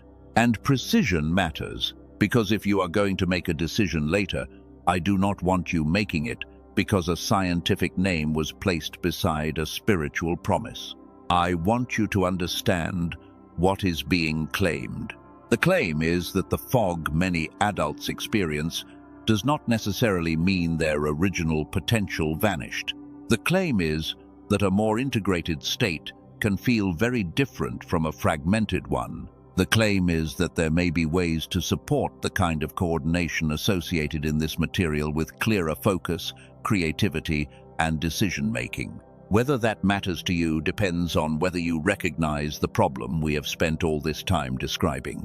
Because if you have never felt mentally fragmented, then this entire branch of the message may not be relevant. But if you know what it is like to have 10 thoughts and no direction, to feel intuitive but indecisive, to be capable but foggy, then the distinction between capacity and coordination becomes difficult to ignore. Maybe you are not trying to become someone else. Maybe you are trying to regain access to a version of your own mind you remember. That is why I do not like the language of installing a new identity here. Restoration is closer. Return is closer. Reconnection is closer. You are not a failed adult trying to become an extraordinary person. You may be a capable adult whose attention has been divided for so long that fragmentation began to feel like personality. Think about that carefully. How many times have you said that you are just bad at focusing? How many times have you said your memory is terrible? How many times have you laughed about losing your train of thought while 5 different demands were competing for the same attention? How many times have you blamed character for a condition created by overload? There is a difference between refusing responsibility and refusing unnecessary shame. You still have to build habits. You still have to sleep. You still have to create boundaries around distraction. You still have to make decisions. But you can do those things without calling yourself broken. And there is another reason this matters for the watchman. Discernment without mental stability becomes exhausting. You notice everything but cannot prioritize what matters. You sense contradiction but replay it for hours. You receive an insight but lose it when anxiety begins. A watchman does not need more signals. A watchman needs enough internal clarity to know which signal deserves action. This is where spiritual maturity and cognitive clarity begin to support each other without pretending they are identical. Prayer can give you a place of stillness. Reflection can help you observe motives. Boundaries can reduce unnecessary noise. And a better understanding of attention can help you recognize why some states make wise decisions easier than others. The purpose is not to worship the mind. The purpose is to stop treating mental fog as proof that your calling disappeared. A destiny carrier still needs a mind capable of carrying decisions. A cycle breaker still needs enough clarity to recognize which patterns must end. A watchman still needs the discipline to distinguish information from distraction. The identity does not eliminate the need for capacity. It makes capacity more important. And now we come to the question I asked you to keep open. Can the condition of the receiver be changed? The material behind this approach says yes. Not through another demand that you think harder, not through telling yourself that fog is imaginary, and not by claiming that a single brainwave frequency is the whole answer. The approach focuses on what it calls neural sync and whole brain activation, language for promoting greater synchronization across the two hemispheres rather than targeting one isolated brainwave state. I am not giving you the tool yet. There is a reason. A solution means almost nothing when you have not seen the full shape of the problem it is designed to address. Now you have seen much more of that shape: childhood flexibility, adult fragmentation, constant competing input. The difference between perception and integration, the difference between receiving a moment of clarity and being able to hold it long enough to act, and the difference between changing one signal and supporting coordination across the receiver. Before I tell you what the method is, there are two people I want you to hear about. They could hardly have looked more different on paper. One was a woman in California whose struggle was emotional and spiritual. She described living with a kind of mental haze where she could still function, still care for people, still go through the motions, but she no longer felt as if she was fully present inside her own life. The other was a man in Texas carrying the weight of work, family, decisions, and constant responsibility. His problems sounded more practical. His mind felt crowded, his decisions took too much effort, and the fog had lasted long enough that he had almost stopped recognizing it as fog. Different lives, different pressures, different ways of describing the problem. Yet after using the same underlying approach, both described a shift that sounded surprisingly similar. That is the fifth thing I want you to hold before the reveal. Two people with different pain points described something changing in the same direction. Not becoming someone new, becoming clearer. The woman described the feeling as if a blocked channel had opened again. The man described the experience more practically, as if his mind was finally working together instead of fighting itself. In the next movement, I am going to tell you what they used, how the approach is framed, why it is positioned differently from ordinary brainwave tracks, and what the physical protocol actually requires. But do not lose the larger story when we get there. The tool is not the climax of this message. Your third confirmation is still ahead, because even a clearer receiver does not answer the most difficult question: what happens after clarity arrives? Do you trust it? Do you act on it? Or do you immediately hand it back to the outside world and ask someone else whether you are allowed to believe what you already know? That is where this is ultimately going. For now, remember the child whose mind once moved with less fear. Remember the adult whose attention became divided by years of pressure. Remember the possibility that ability and access are not always the same thing. And remember the question that has been following us since the receiver first entered this message. What if what feels lost was never fully gone? What if it became harder to reach because too many parts of your attention stopped moving together? Chosen one, we are now at the point where the open question about the receiver becomes practical. In the last movement, I told you about two people whose lives looked very different, but whose descriptions of the problem sounded strangely similar. One carried the fog as an emotional distance from her own life. The other carried it as pressure, indecision, and mental crowding. What matters is not that their stories were identical. What matters is that both described the change in almost the same direction. The woman was from California. According to the material behind the method I am about to show you, she had already tried many of the things people reach for when they feel disconnected from themselves. Prayer, reflection, meditation, journaling, trying harder to remain positive. None of those practices were meaningless to her, but she still described a strange separation between what she believed and what she could actually feel in the texture of her day. She could say the right words and still feel distant from them.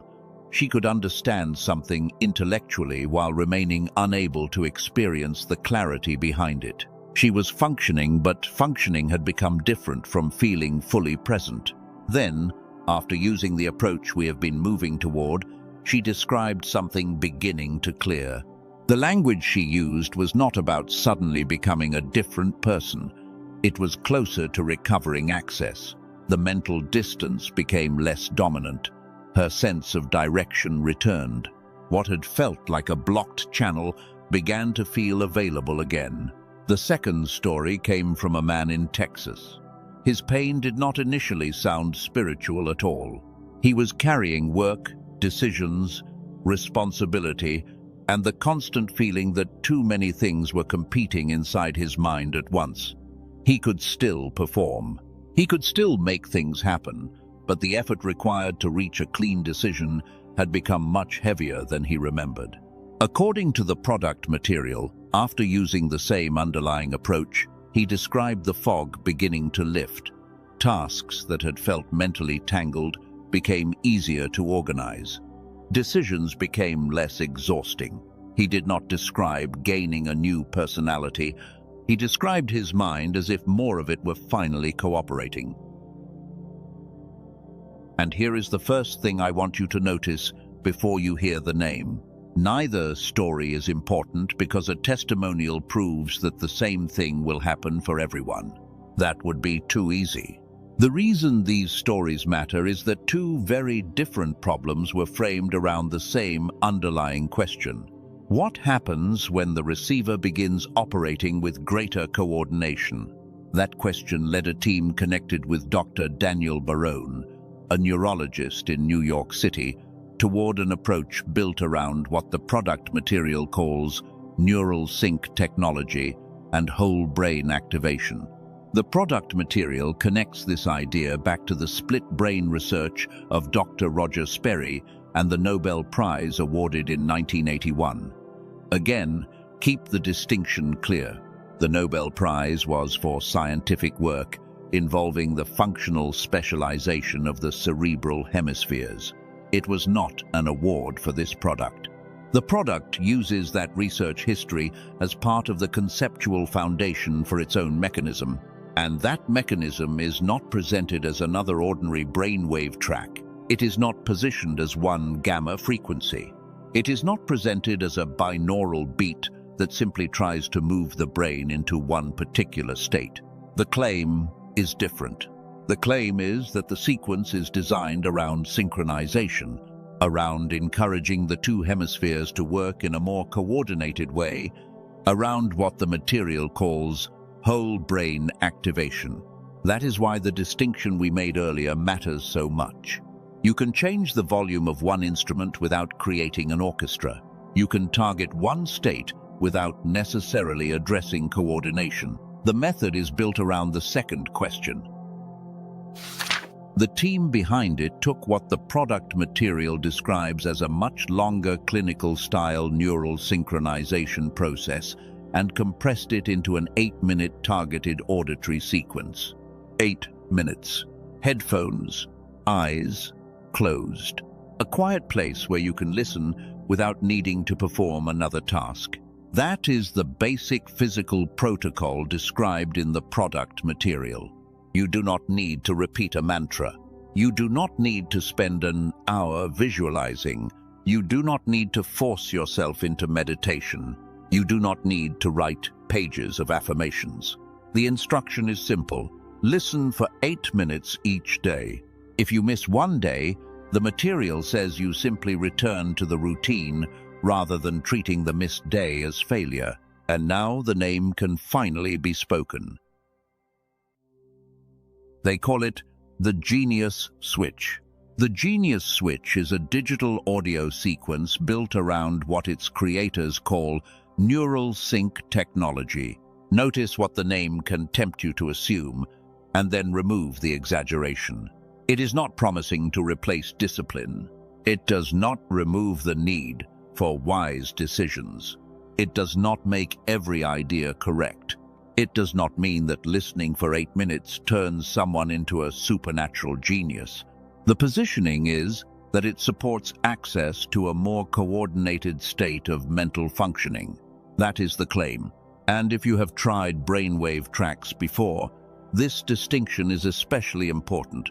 Maybe you searched for gamma tracks on YouTube.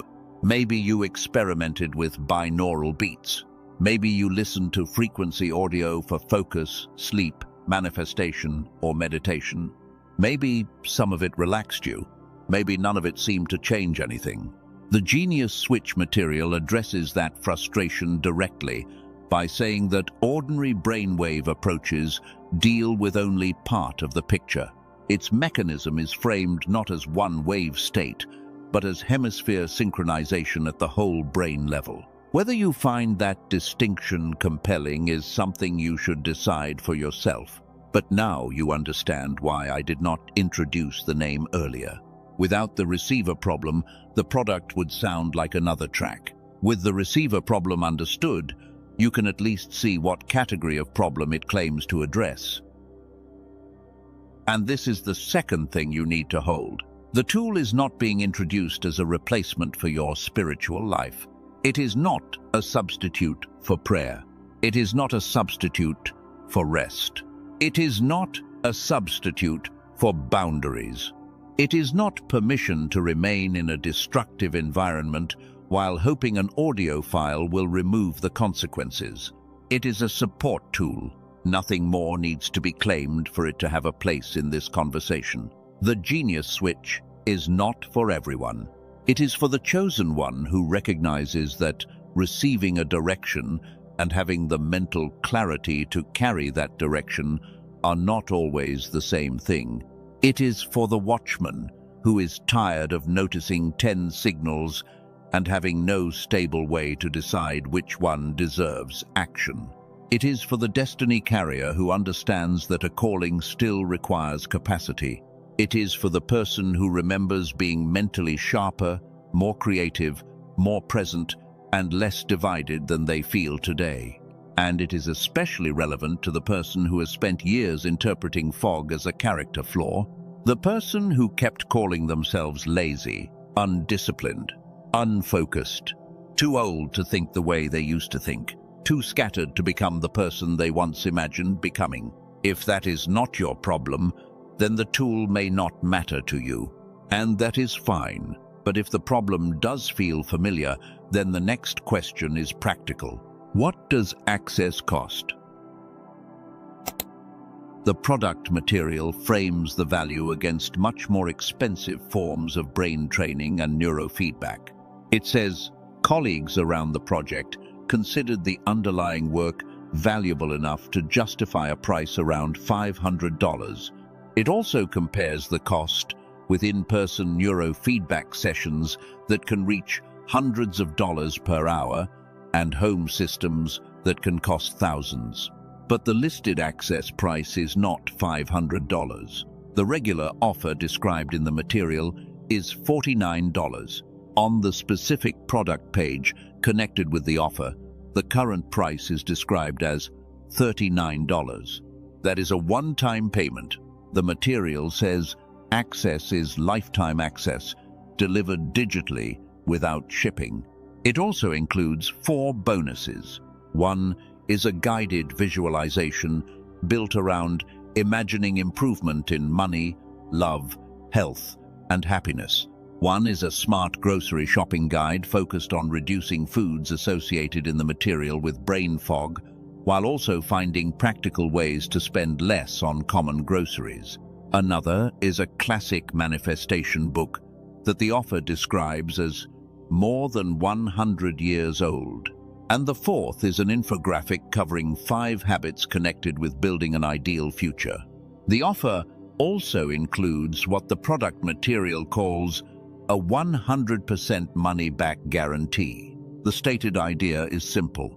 You can listen, You can use the material, and if you decide it is not right for you, the offer says the purchase is covered by the guarantee. The product material also cites more than 18,000 users as social proof.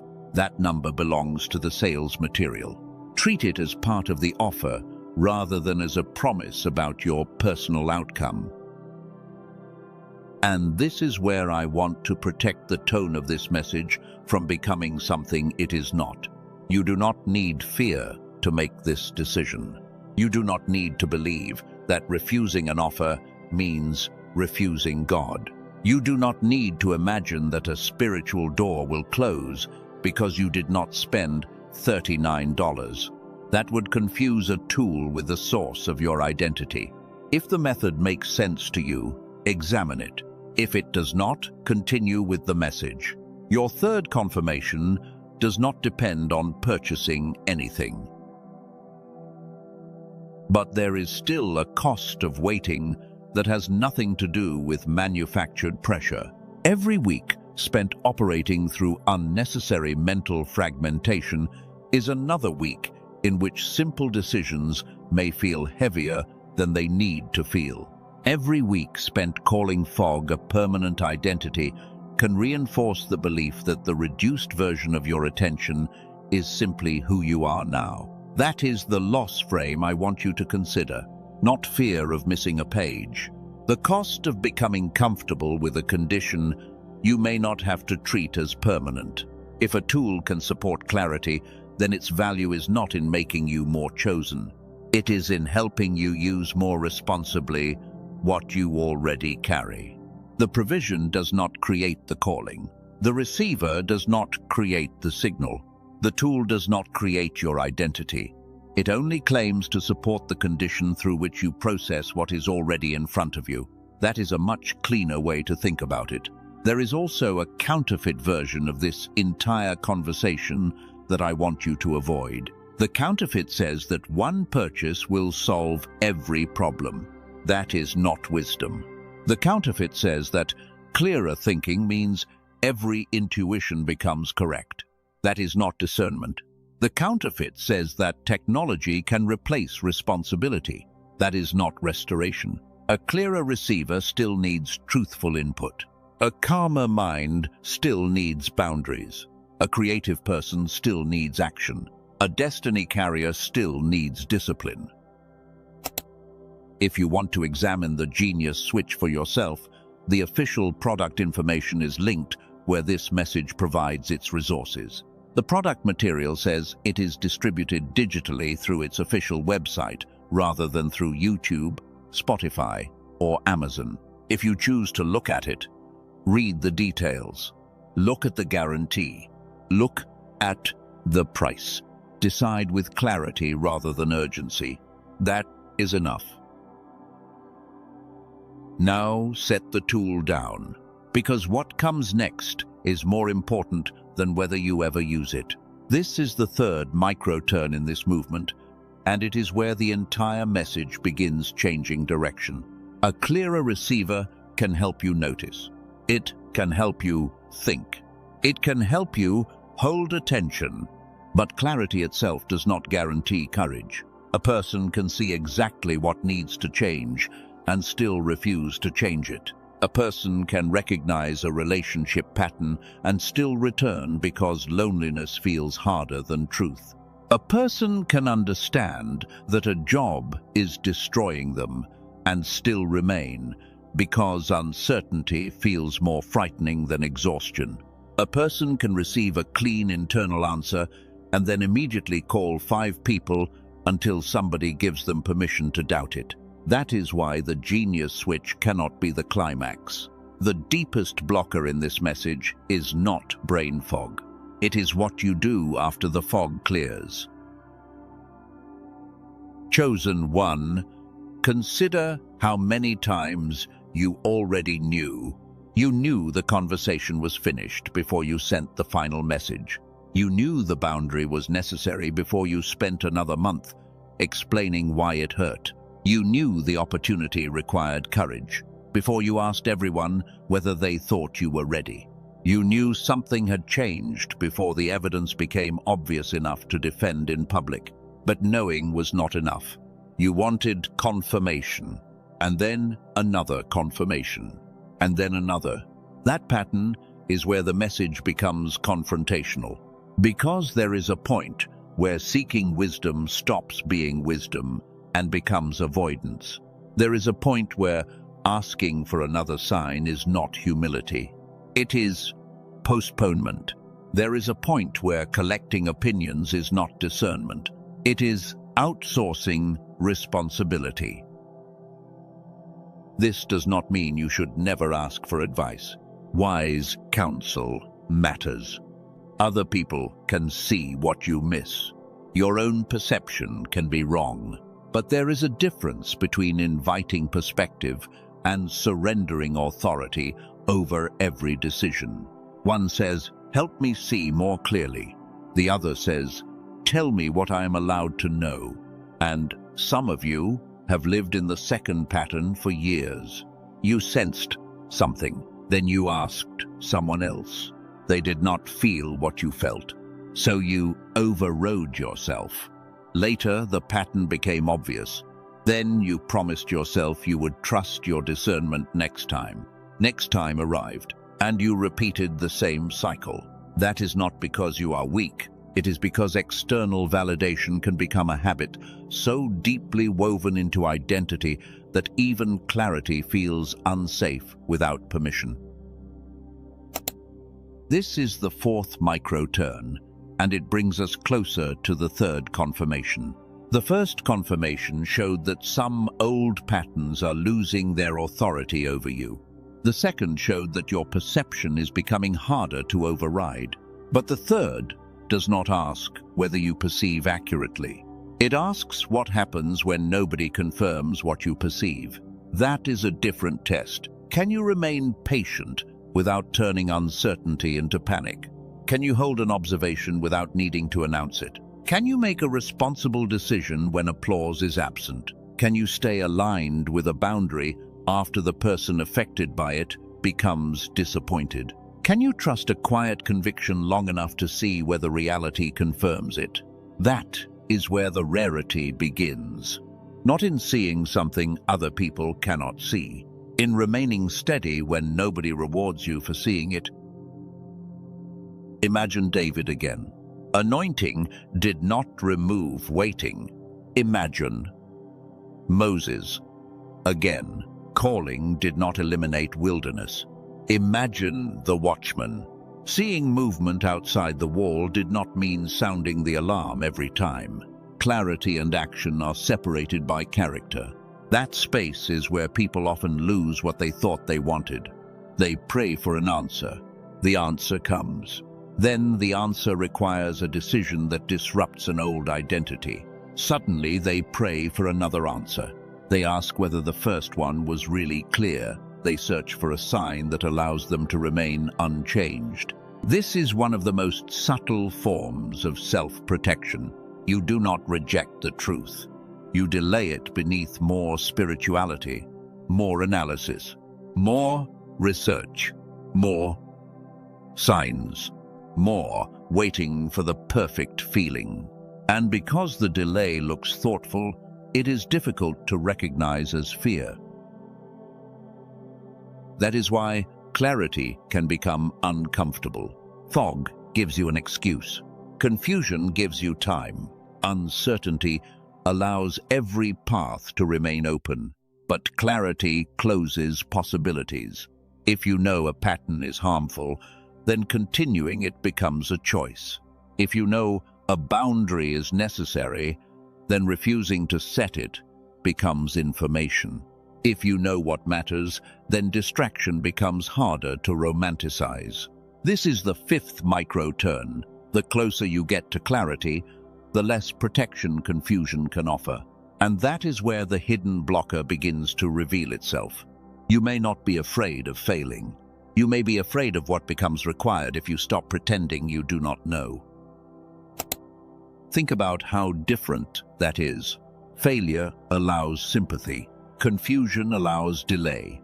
But responsibility says you have seen enough to take the next honest step, not the entire journey, not a perfect plan. The next honest step. For some of you, that step is ending an argument you keep reopening.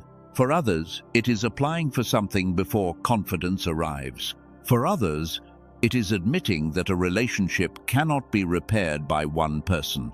For others, it is rebuilding basic routines because spiritual language has been covering physical exhaustion. For others, it is accepting that the person you keep waiting for is not becoming who you imagined. None of those decisions requires mystical certainty. They require enough clarity to stop negotiating with the same evidence forever. And now you can see why the third confirmation had to wait. If I had told you at the beginning that the final confirmation was about standing without external approval, it would have sounded like a motivational phrase. Now, it has context. You have seen the old pattern losing power. You have seen perception becoming harder to override. You have examined the receiver. You have seen one tool that claims to support greater mental coordination. And now, the question is no longer whether you can become clearer. The question is whether you can live according to clarity when clarity costs you an old identity. That is where the next movement will take us, not deeper into the product, deeper into you.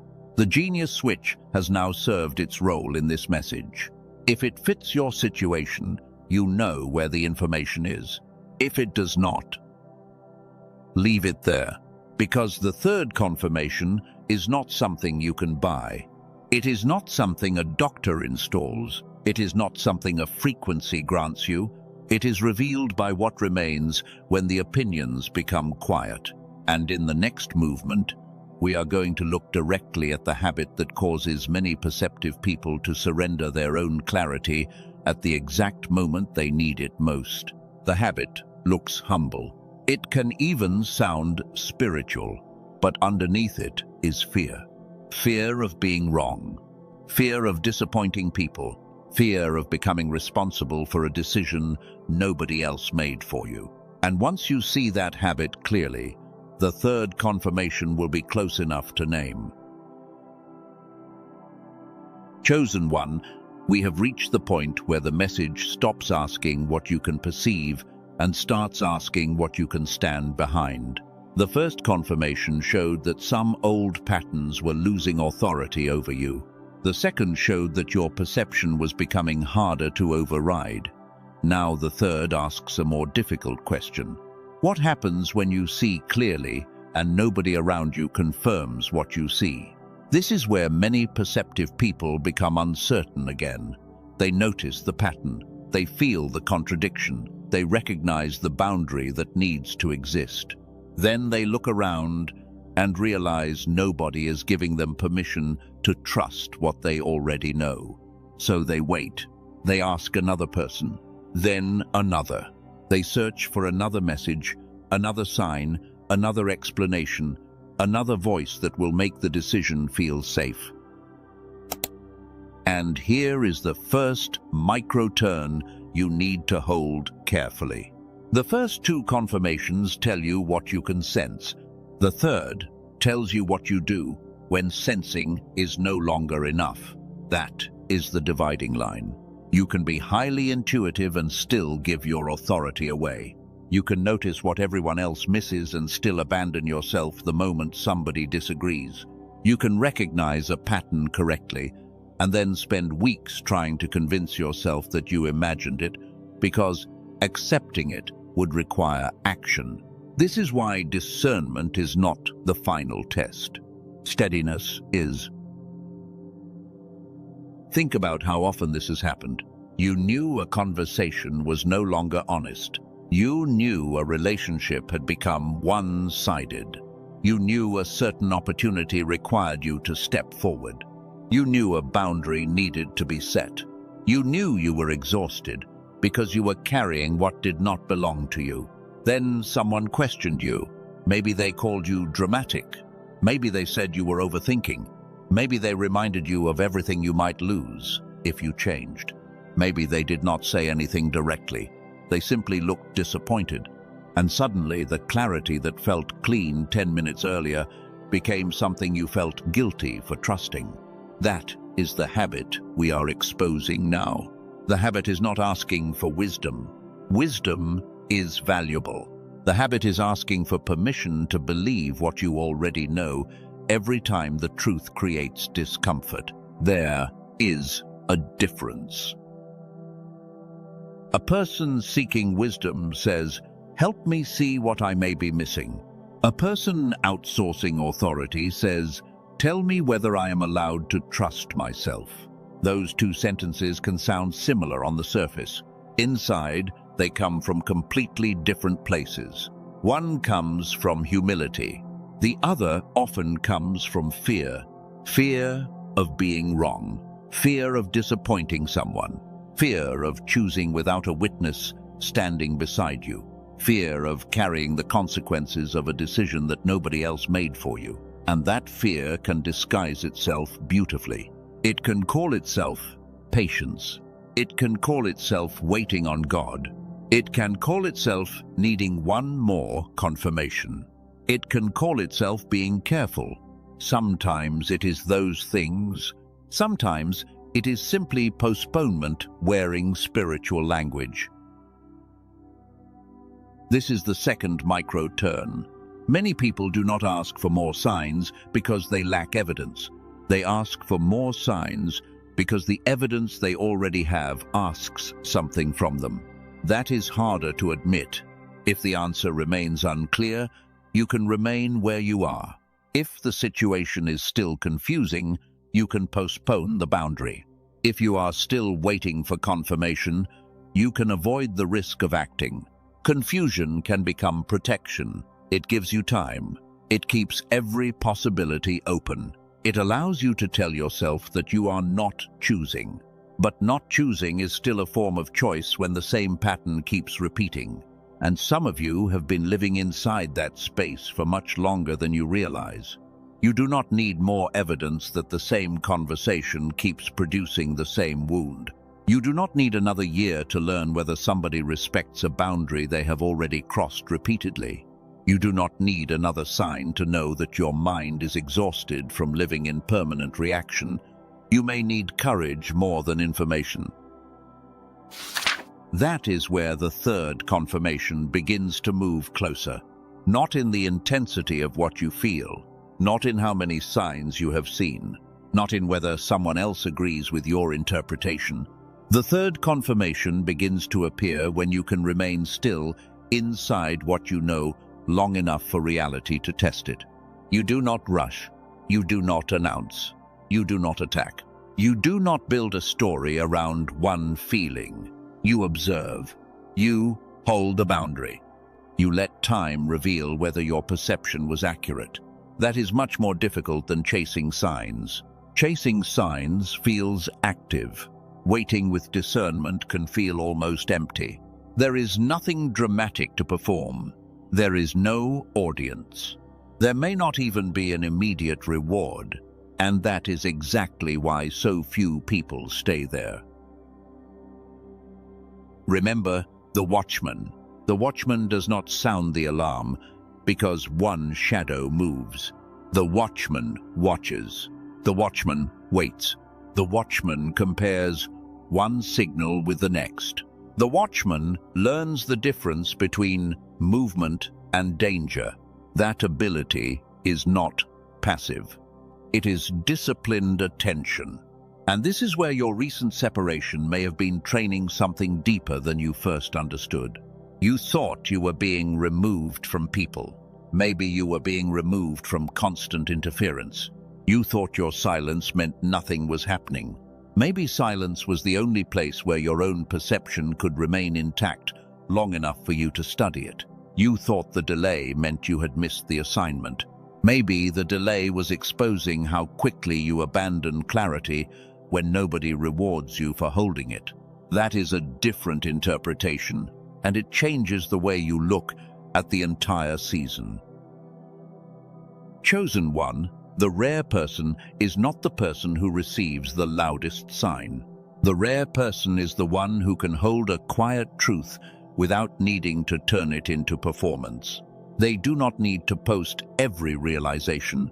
They do not need to prove that someone betrayed them. They do not need everyone to admit that they were right. They do not need the room to agree before they honor what repeated reality has shown them. This is where the title begins to change meaning. Only 3 will see this message. That does not have to mean 3 devices. It does not have to mean 3 names written somewhere in heaven. It can represent rarity. The rarity of someone who sees, then waits, then remains aligned without needing applause. Now the third microturn arrives. The third confirmation does not come from outside you. It appears in your response after outside confirmation disappears. That is why I could not give it to you at the beginning. If I had said that too early, it would have sounded like another motivational statement about trusting yourself. But now you have the structure. Confirmation 1 was the growing refusal to abandon what you know in order to preserve an old role. Confirmation 2 was the growing ability to notice contradiction without immediately turning perception into accusation. And confirmation 3 is this: you can remain aligned with what you know long enough for reality to confirm it, even when nobody immediately agrees with you. That is the third confirmation, not certainty about everything, not arrogance, not the belief that every intuition you have is correct. The ability to remain steady without compulsively outsourcing your discernment. That is very different. It still allows you to question yourself. It still allows you to learn. It still allows you to apologize. It still allows you to change your mind when new evidence appears. But it no longer requires you to betray your first clear observation simply because somebody else is uncomfortable with it. That is maturity. And if this third confirmation has begun appearing in you, you may have noticed something strange. You feel less urgency to explain. You can know what happened without needing everybody else to admit what happened. You can leave a conversation unfinished because continuing it would only repeat the same pattern. You can let someone misunderstand a boundary without immediately chasing them to repair their opinion of you. That can feel unfamiliar, especially if your identity was built around being understood. For years, being misunderstood may have felt dangerous. You wanted to correct the record. You wanted people to know your intention. You wanted them to see that you were not cruel, selfish, difficult, ungrateful, or cold. So you explained. Then you explained the explanation. Then you tried to explain the emotional reaction created by the explanation. And somewhere in the process, the original boundary disappeared. This is one reason external validation becomes so expensive. It does not only consume time, it can slowly train you to believe that your decisions are not real until somebody else approves the emotional impact. But a boundary is not punishment. A boundary is information. It tells you where your responsibility ends. It tells another person where theirs begins. And sometimes the first sign that a boundary is necessary is not peace after setting it. Sometimes the first sign is how aggressively an old pattern tries to pull you back. Do not misread that. Resistance does not automatically prove you are right, but resistance can reveal what depended on your lack of boundaries. If someone only feels safe when you are always available, your distance may feel like rejection to them. If someone only feels powerful when you doubt yourself, your clarity may feel like arrogance to them. If someone depends on you solving every emotional problem, your refusal to rescue may feel like abandonment. Their feeling is real, but their feeling does not automatically define your responsibility. That distinction is part of the third confirmation. Can you allow another person to have an emotional response without immediately making it your job to erase that response? Can you remain compassionate without reversing the decision that produced the discomfort? Can you listen without surrendering? Can you love without reopening every door? That is harder than many spiritual declarations, because declarations happen in moments. Boundaries are tested in repetition. This is where your identity as a cycle breaker begins to become practical. Breaking a cycle is not saying that your family is cursed. It is noticing a pattern and refusing to transmit it forward. Maybe the pattern is silence around pain. Maybe it is staying in relationships long after respect disappears. Maybe it is teaching children that love means accepting everything. Maybe it is treating exhaustion as proof of worth. Maybe it is believing that keeping peace means one person absorbs all conflict. A cycle breaker sees the pattern, but seeing is not enough. They have to tolerate the discomfort created when the pattern stops receiving cooperation. This is the fourth micro-turn. The sign that you have changed is not that everybody becomes comfortable with the new you. Sometimes the sign is that the old pattern can no longer predict your response. That is powerful. Someone expects the argument. You do not enter it. Someone expects the guilt to bring you back. It does not. Someone expects silence to make you chase them. You remain still. Someone expects urgency to control your decision. You take time. Someone expects your fear of being misunderstood to make you explain beyond your boundary. You do not. The pattern reaches for the old button. Nothing happens. That is when you begin to realize that transformation is not always something new arriving. Sometimes transformation is an old mechanism failing to activate. This connects directly to the receiver conversation from the last movement. The clearer your attention becomes, the easier it can be to recognize the moment someone else tries to place their urgency inside your mind. You notice the pressure. You notice the impulse to answer immediately. You notice the familiar need to prove your goodness. And now there is a small space before reaction. That space matters.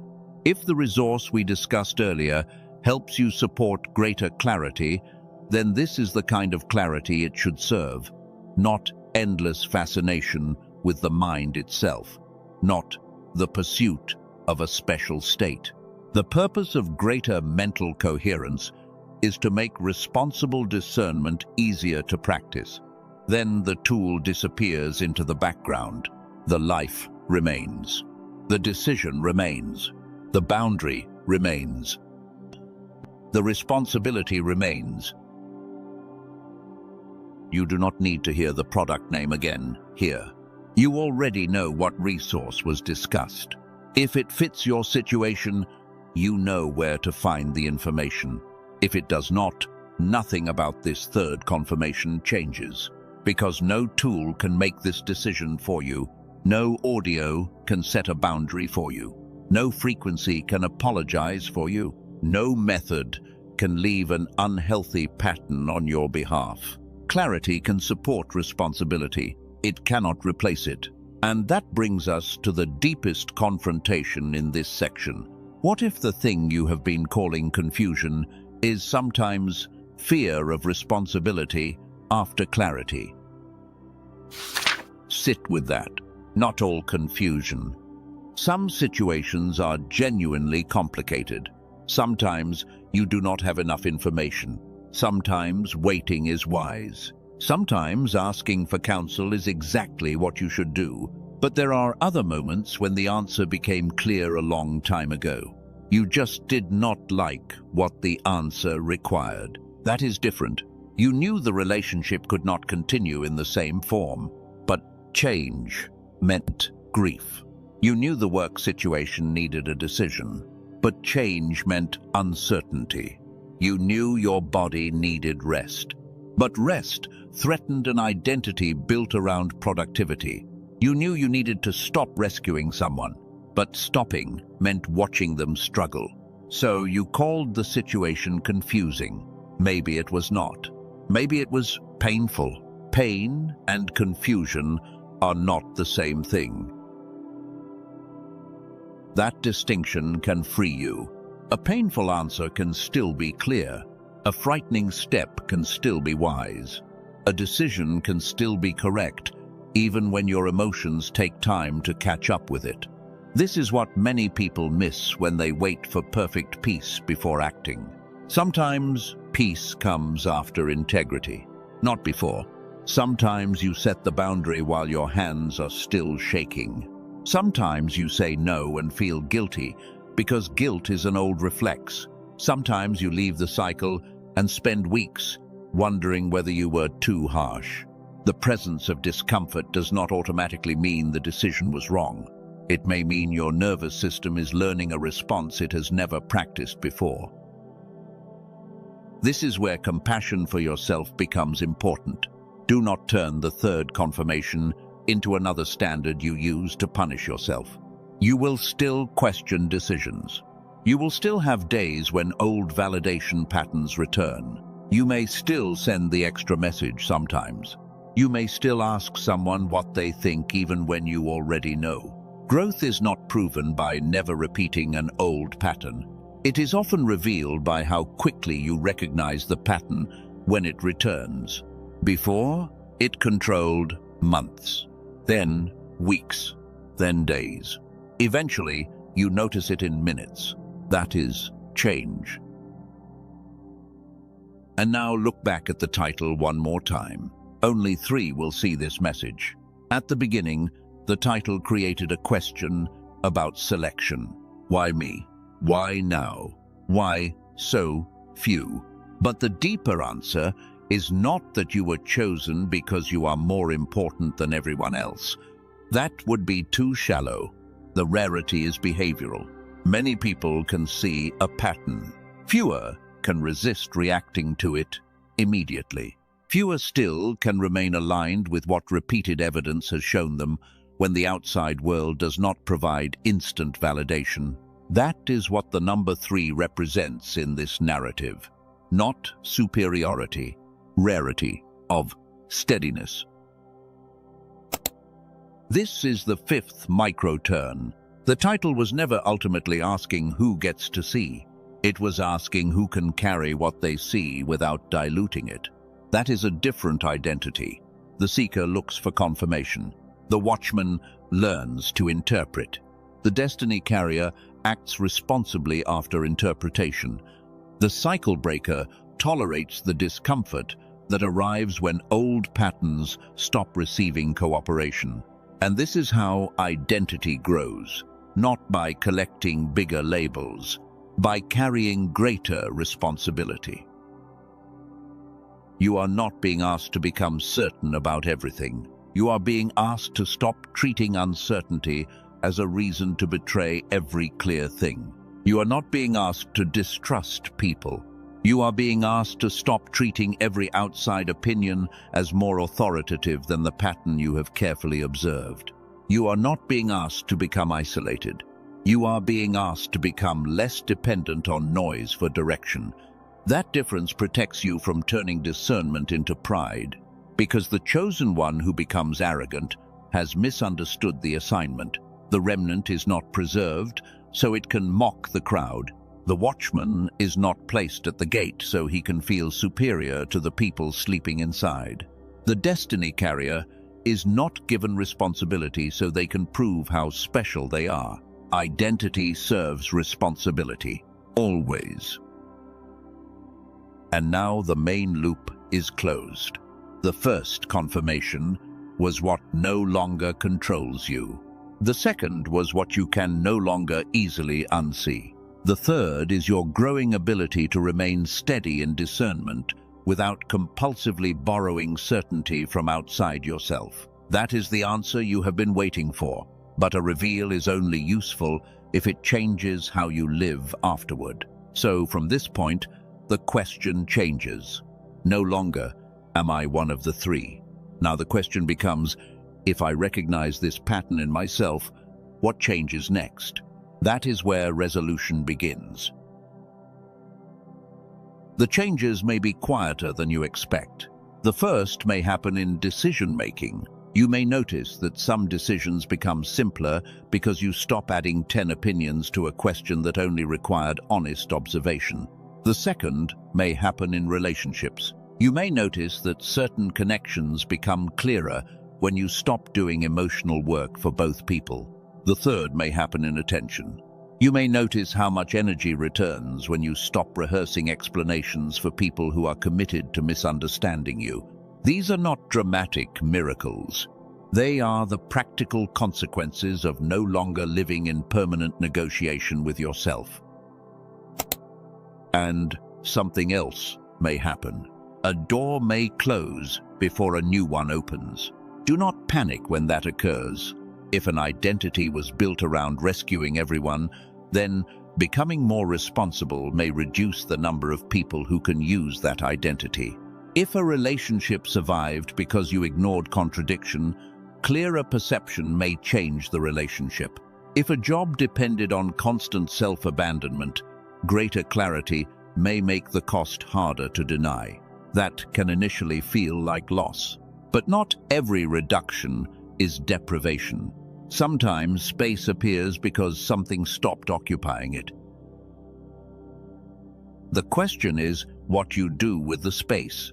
Do you immediately fill it with another version of the old pattern, another person to rescue, another environment to overfunction in, another cycle where your worth depends on being needed? Or can you leave the space open long enough to discover what belongs there now? That is the next stage.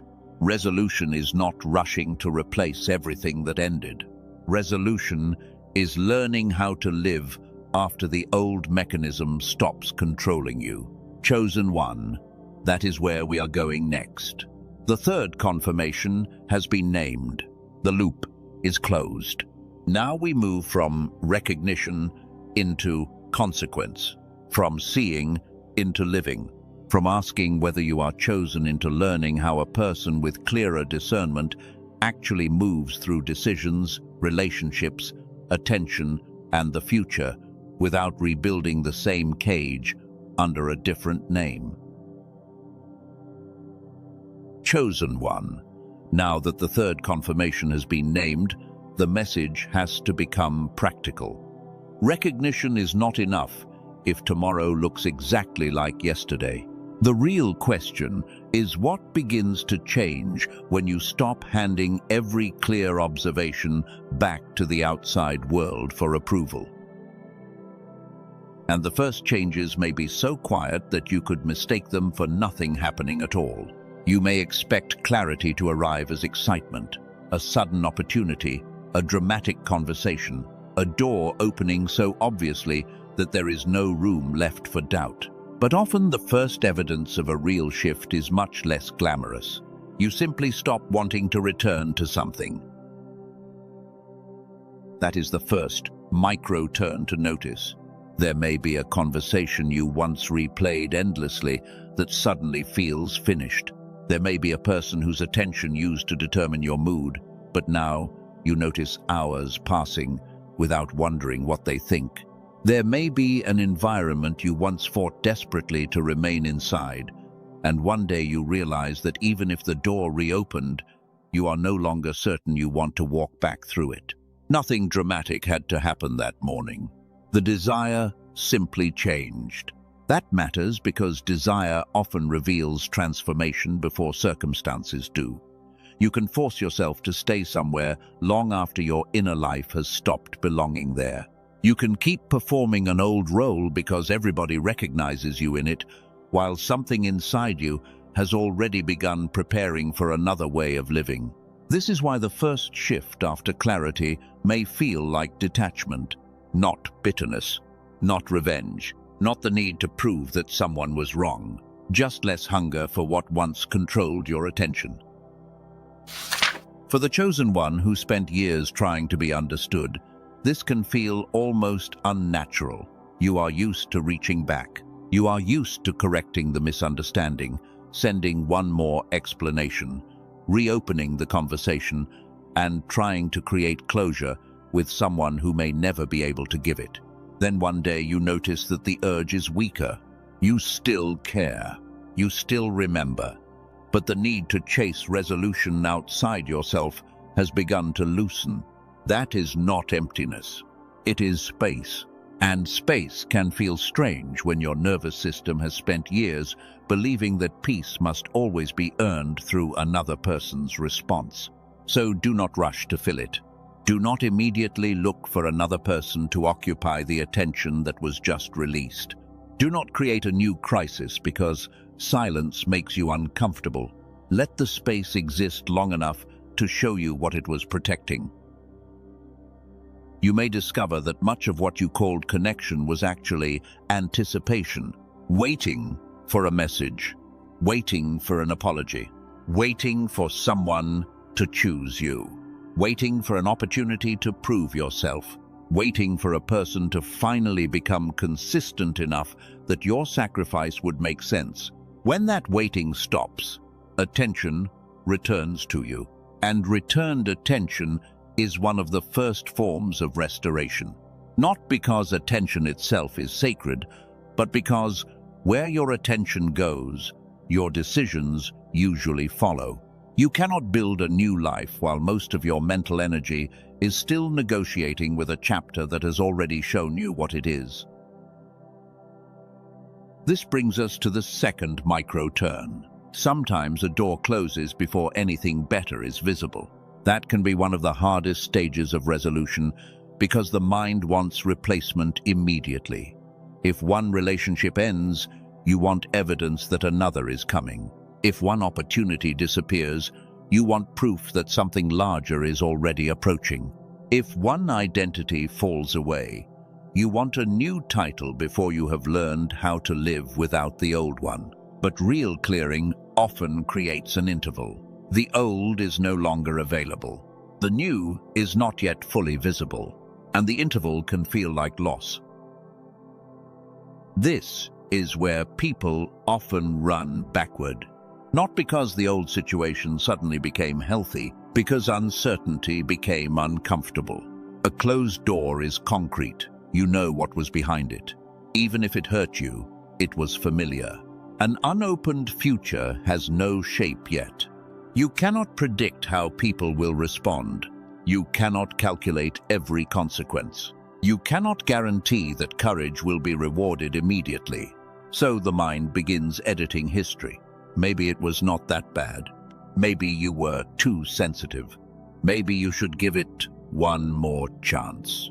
Maybe you should return before the opportunity disappears. Notice what is happening there. The old pattern is not proving that it changed. Your fear of empty space is trying to make familiarity look like safety. Chosen one, do not confuse familiarity with alignment. You can miss something and still know it was not good for you.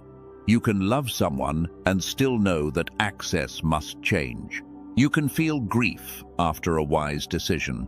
You can feel uncertainty after a necessary ending. Feelings do not always arrive in the order that makes decisions easy. Sometimes peace follows obedience instead of preceding it. Sometimes clarity says leave, while emotion takes weeks to understand why. Sometimes a boundary is right before it feels natural. That is why the third confirmation mattered so much. If you require outside comfort before remaining aligned, every uncomfortable transition will tempt you to abandon what repeated evidence already taught you. A door closing does not guarantee that God closed it.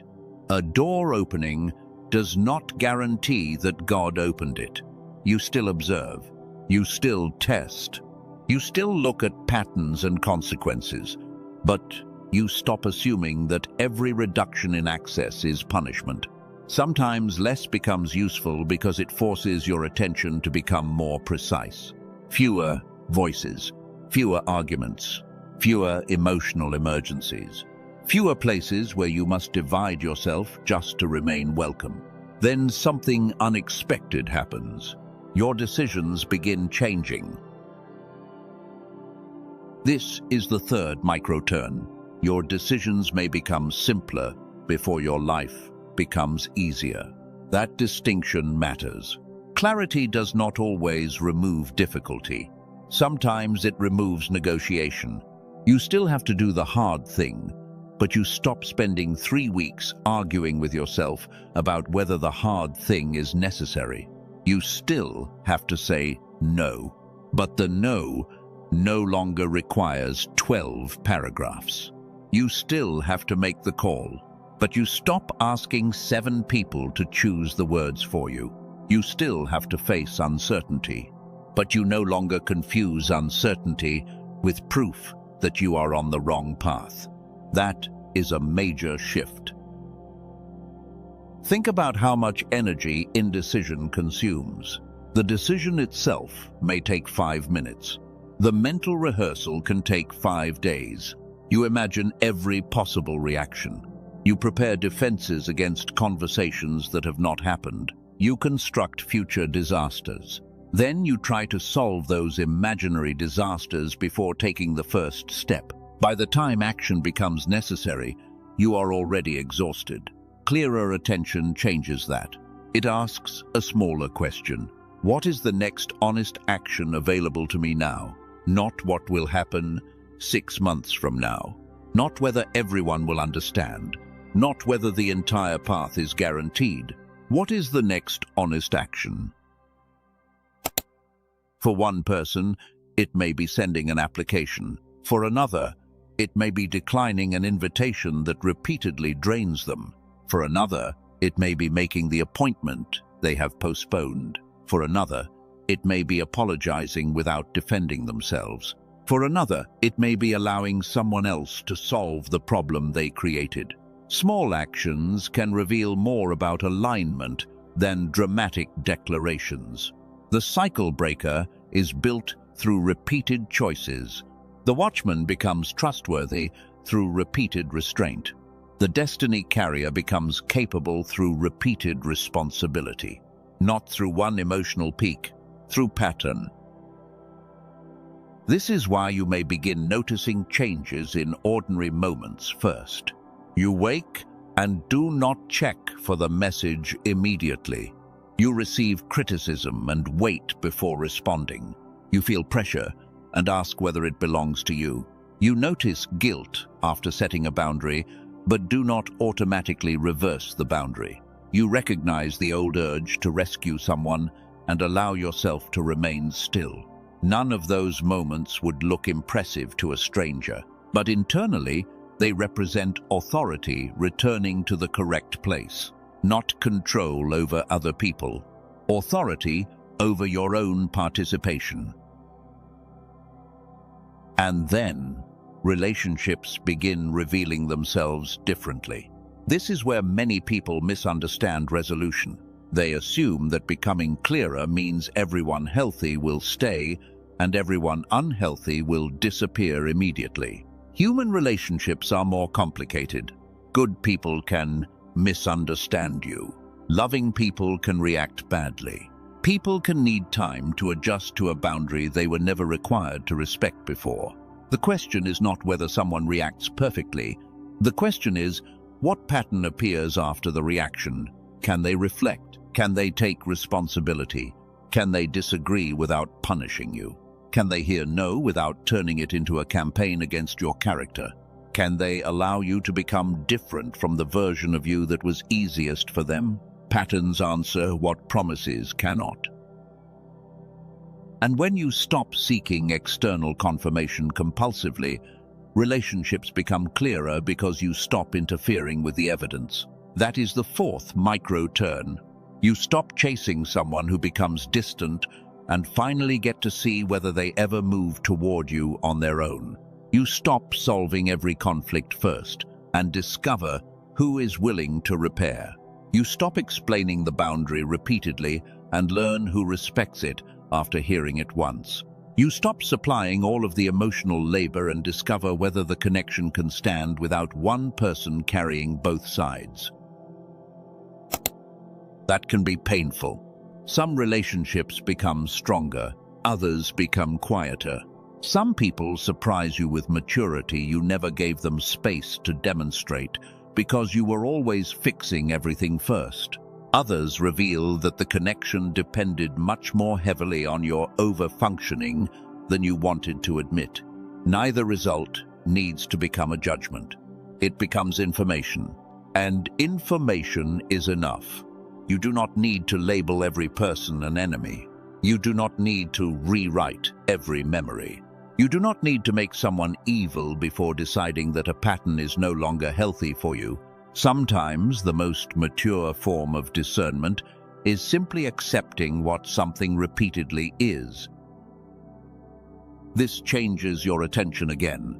You spend less time studying motives you cannot know and more time observing behavior you can see. You spend less time asking why someone did something and more time deciding what their behavior requires from you. You spend less time imagining how a person could change and more time responding to who they are being now. That is not hopelessness, it is presence. You are finally living in the relationship that exists instead of the relationship potential keeps promising. And this is where the practical question from earlier in the message matters again. The capacity to hold clear attention instead of falling immediately back into fog can be supported. For those who recognize themselves when that path was described, the resource remains available in the description. Then return here, because no resource can decide what your clarity means. It can support the receiver. It cannot live the revelation. That belongs to you. Now watch what begins happening when decisions, relationships, and attention stop pulling in opposite directions. Energy returns. Not magical energy, usable energy. The hours once spent rehearsing arguments become available for work. The attention once spent monitoring another person's mood becomes available for creativity. The mental space once occupied by endless self-defense becomes available for planning. The emotional energy once spent chasing reassurance can finally move toward building something. That is why clearing can sometimes look like acceleration from the outside. People may think everything suddenly changed. They did not see what stopped consuming you.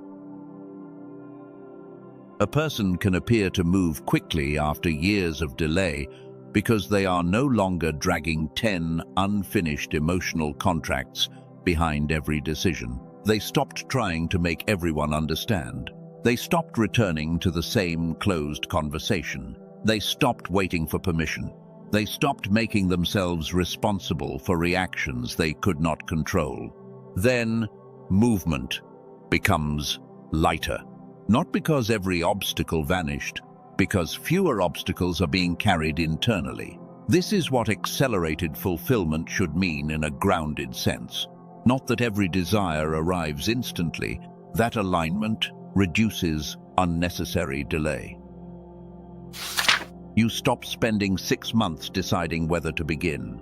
You stop abandoning a good routine because one difficult day made you question everything. You stop changing direction every time somebody else sounds more certain than you. You become capable of staying with a responsible decision long enough to see what it produces. That consistency compounds. One clear decision affects the next. One boundary protects enough attention for another decision.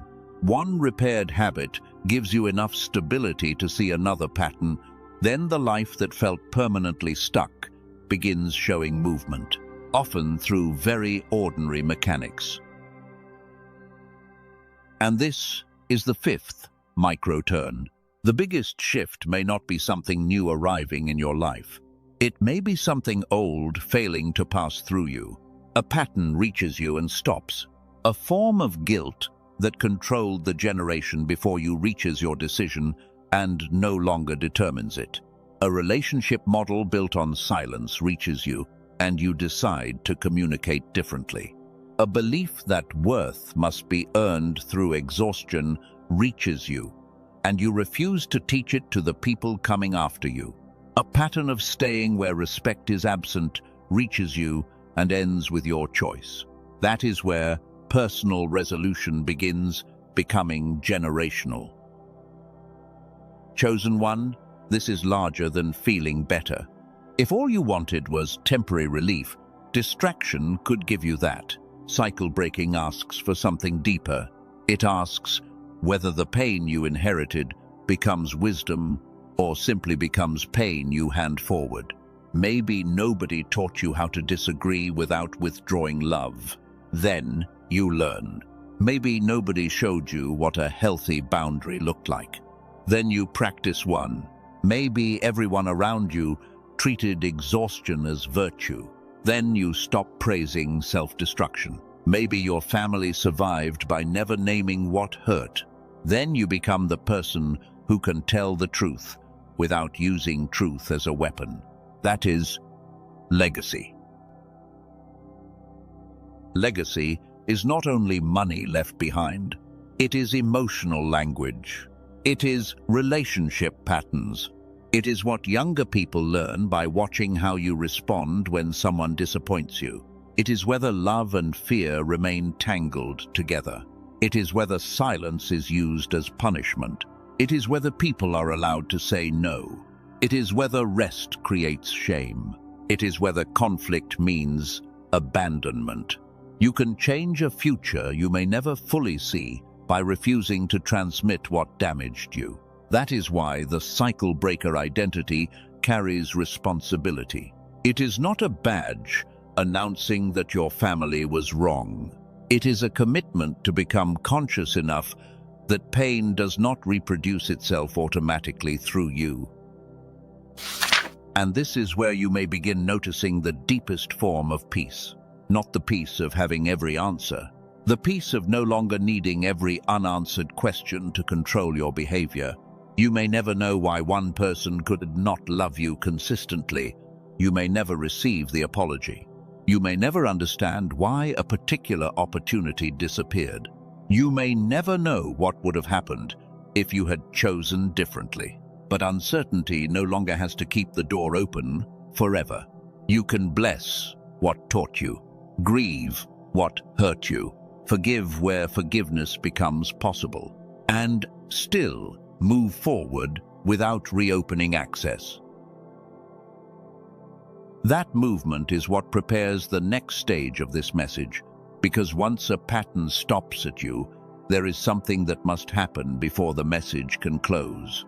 You have to decide what replaces it. It is not enough to say, "I will not carry this anymore." What will you carry instead? If you stop people-pleasing, what does healthy service look like? If you stop chasing validation, what does wise counsel look like? If you stop rescuing everyone, what does compassion look like without control? If you stop living through fear, what responsibility takes its place? The empty space needs a new pattern. Otherwise, familiar behavior eventually returns, because familiar behavior already knows the route. That is why the next movement goes from personal clarity into cycle breaker identity. Not as a grand title, as a daily practice, you are going to look at what it means to forgive without reopening, to love without absorbing, to tell the truth without becoming cruel, and to end a pattern without turning your pain into a new identity. Because the goal was never simply to become someone who sees more. The goal is to become someone who passes something cleaner forward. The old mechanism has started losing power. The third confirmation showed you that you can remain steady without borrowing certainty from everyone around you. Now the question becomes larger. What stops with you? And what begins because you are willing to stop it? Chosen one, now the message moves from what changes inside your life to what stops moving through your life. That difference matters. Personal clarity can help you make better decisions, but a cycle breaker is measured by something deeper. What reaches you and does not continue beyond you? Maybe you inherited patterns, nobody ever named. Ways of handling conflict, ways of loving, ways of withdrawing, ways of carrying shame, ways of confusing sacrifice with worth, ways of staying silent because silence kept the family stable on the surface. You may have spent years thinking those patterns were simply personality. But some behaviors feel normal only because you met them before you were old enough to question them. That is where generational change begins. Not with blaming the people who came before you, not with deciding that everyone in your family failed. Most people handed forward what they had learned to survive. They repeated what once protected them. They taught what they understood. They avoided what they did not know how to face. You can acknowledge the damage without turning your entire history into an enemy. Because the purpose of seeing the pattern is not to become trapped in accusation. The purpose is to decide whether it continues. And here is the first micro-turn. Legacy does not begin when everybody understands you. Sometimes legacy begins when you make a healthier choice that nobody around you recognizes as healthy yet. That can feel lonely. Imagine being the first person in a family system to say that love does not require unlimited access. Someone may call that selfish. Imagine being the first to say that screaming is not normal communication. Someone may say you became too sensitive. Imagine refusing to lend money that keeps supporting the same destructive behavior. Someone may say you have changed. Imagine choosing rest instead of proving worth through exhaustion. Someone may call you lazy. If your identity still depends on being understood, those reactions can pull you straight back into the old cycle. That is why the third confirmation had to come first. You needed to understand the difference between wise counsel and compulsive validation before you could carry the discomfort of changing something larger than yourselves. A cycle breaker does not need every person in the system to agree that the cycle exists. They observe what the cycle produces. They see the repetition. They recognize the cost. Then they begin changing their own participation. That is the only place they truly have authority. You cannot force another adult to heal. You cannot force someone to communicate honestly. You cannot make a parent apologize. You cannot make a partner become accountable. You cannot make a sibling respect a boundary, but you can decide what you will continue feeding. That is power without control. And power without control is much cleaner than trying to manage everyone around you. There is a pattern many deeply caring people fall into. They believe that because they understand why someone behaves badly, they must continue tolerating the behavior. They know the person's childhood. They know the trauma. They know the fear underneath the anger. They know why the person withdraws, why they manipulate, why they avoid responsibility. And because they understand the wound, they begin treating themselves as if they are responsible for absorbing its consequences. Compassion becomes access. Understanding becomes permission. Then years pass. The explanation keeps getting deeper. The behavior does not change. Chosen one. Understanding why someone hurts you does not require you to keep standing in the same place where the hurt occurs. That brings us to the second micro-turn. Some things need forgiveness without reopening. Forgiveness and access are not the same decision. You can release your need for revenge and still keep a boundary. You can stop rehearsing what someone did without inviting them back into the same role. You can wish someone healing without making yourself the location where they practice avoidance again. Forgiveness is about what you choose to carry. Access is about what the relationship has demonstrated it can handle. Those questions are related, but they are not identical. This distinction can be difficult if you were taught that love always means reconciliation. Sometimes reconciliation is beautiful. When both people tell the truth, when responsibility appears, when behavior changes, when repair becomes mutual, but reconciliation without change can simply restart the cycle. A person apologizes. You reopen everything. The emotional intensity passes. The old behavior returns. Then another apology arrives. And because you want to be forgiving, you begin the cycle again. At some point, forgiveness may need to sound like this inside your own life. I am no longer asking the past to become different. I am no longer organizing my future around receiving the apology I deserved. I am releasing the need to punish you, and I am also paying attention to what your repeated behavior has shown me. That is not bitterness. Bitterness wants the wound to remain active because the wound has become evidence. Healthy release allows the wound to become information without allowing it to become identity. There is a difference. If everything you become is built around what happened to you, the person or event may still be controlling the architecture of your life. You may have left physically while remaining emotionally organized around the injury. Every new person is compared with the old one. Every disagreement becomes evidence that history is repeating. Every silence becomes abandonment. Every mistake becomes betrayal. That is not freedom yet. Freedom begins when the lesson remains, but the wound stops deciding everything. Cycle breaking is not becoming impossible to hurt. It is becoming more conscious about what you do with hurt after it arrives. Do you turn pain into punishment?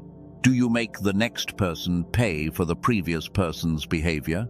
Do you withdraw affection to control people because affection was once withdrawn from you? Do you become emotionally unavailable because vulnerability once cost too much? Do you teach the people around you to walk carefully around your unprocessed fear? Or do you interrupt the transfer? That interruption may be the most important decision nobody ever sees. Imagine a child watching you disagree with someone.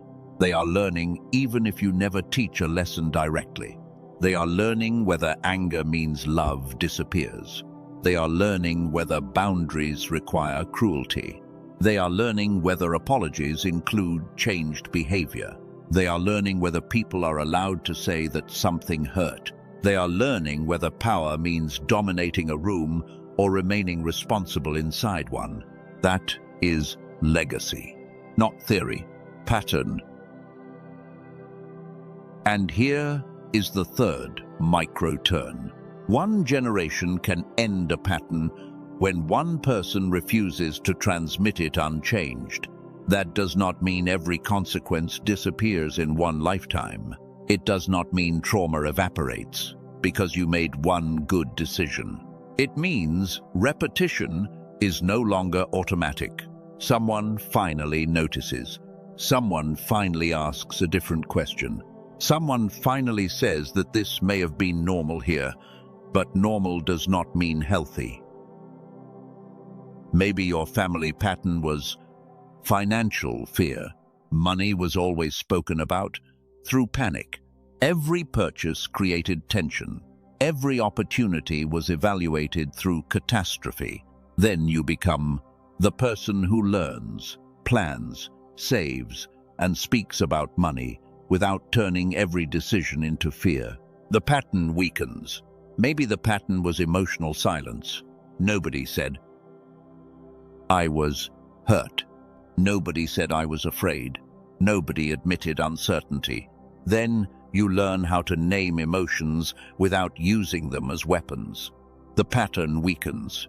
Maybe the pattern was staying in jobs that emptied you, staying in relationships without respect, staying because leaving was treated as failure. Then you learn that commitment is valuable, but commitment without truth can become captivity. The pattern weakens. Maybe the pattern was overfunctioning. One person did everything. They remembered every birthday, solved every crisis, carried every financial emergency, managed every emotion, then resented everyone for needing them. You may recognize that role. You may have inherited it proudly.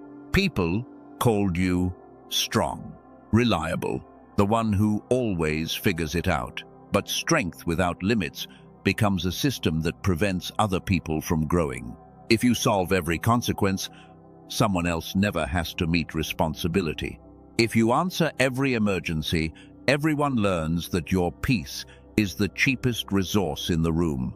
Cycle breaking may mean letting other people become capable, even when their learning process is uncomfortable to watch. This is where detachment becomes mature. Detachment is not pretending you do not care. It is releasing the belief that caring gives you control. You can care deeply and still allow someone to make a decision you would not choose. You can give advice once and then let them decide. You can offer support without becoming the entire structure, holding another person's life together. You can pray for someone without monitoring every outcome. That is a very different relationship with love. Love stops being management. And when love stops being management, something else begins returning to you. Attention, energy, time, the same resources we discussed before. But now, they are not returning only so your own life can become easier. They become available for what you are building next. This is the shift from clearing into legacy. You stop asking only what should leave. You begin asking what deserves the space that has been created. If chaos leaves, what will you build in the quiet? If people-pleasing leaves, what will healthy service look like? If fear leaves, what responsibility will replace it? If resentment leaves, what wisdom remains?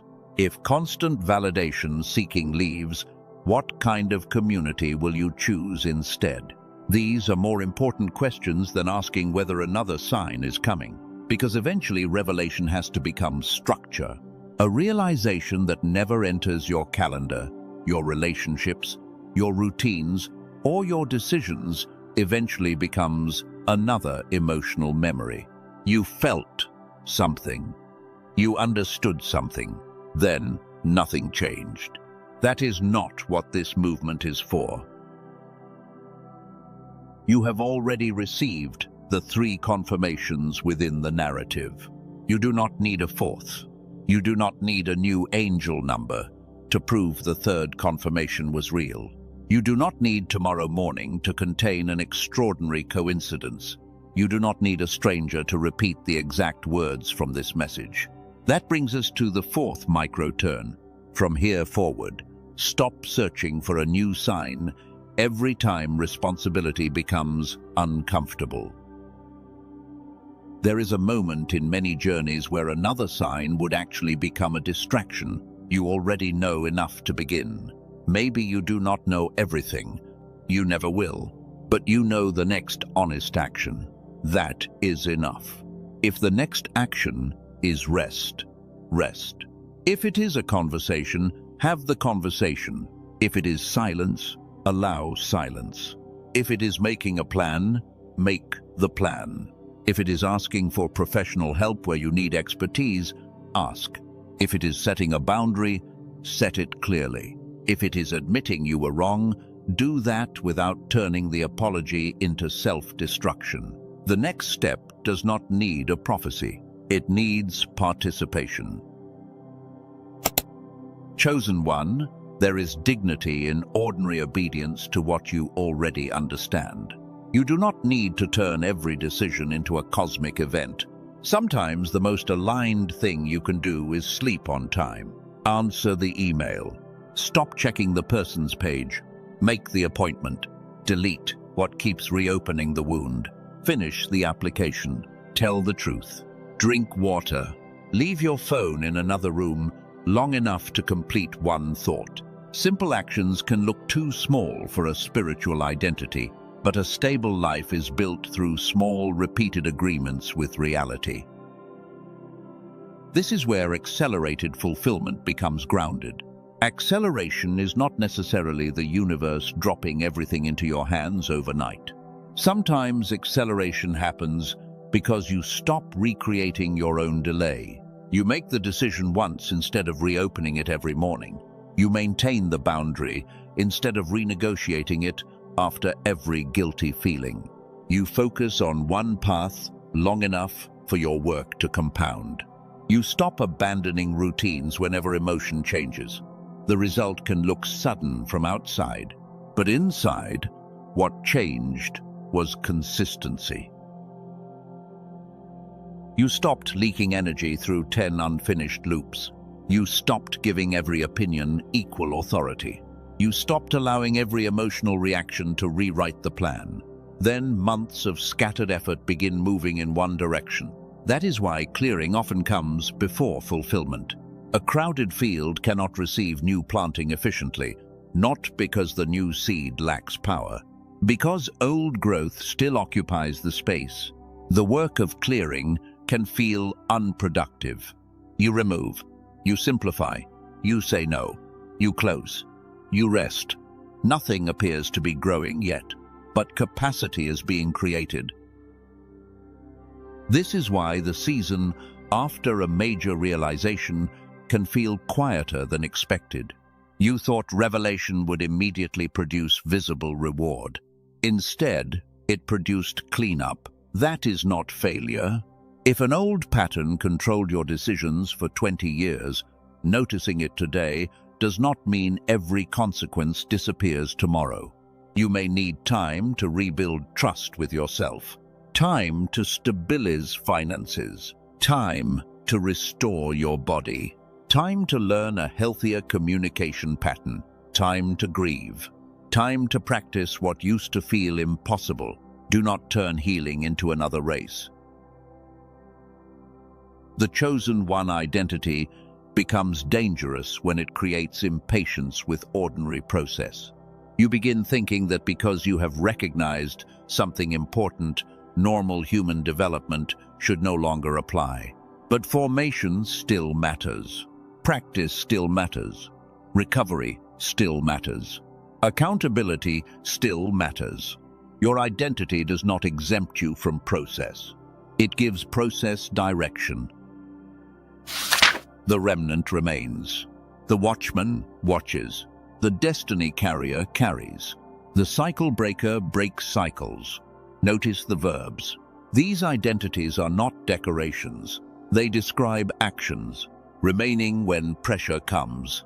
Observing before reacting. Carrying responsibility without making responsibility an ego performance.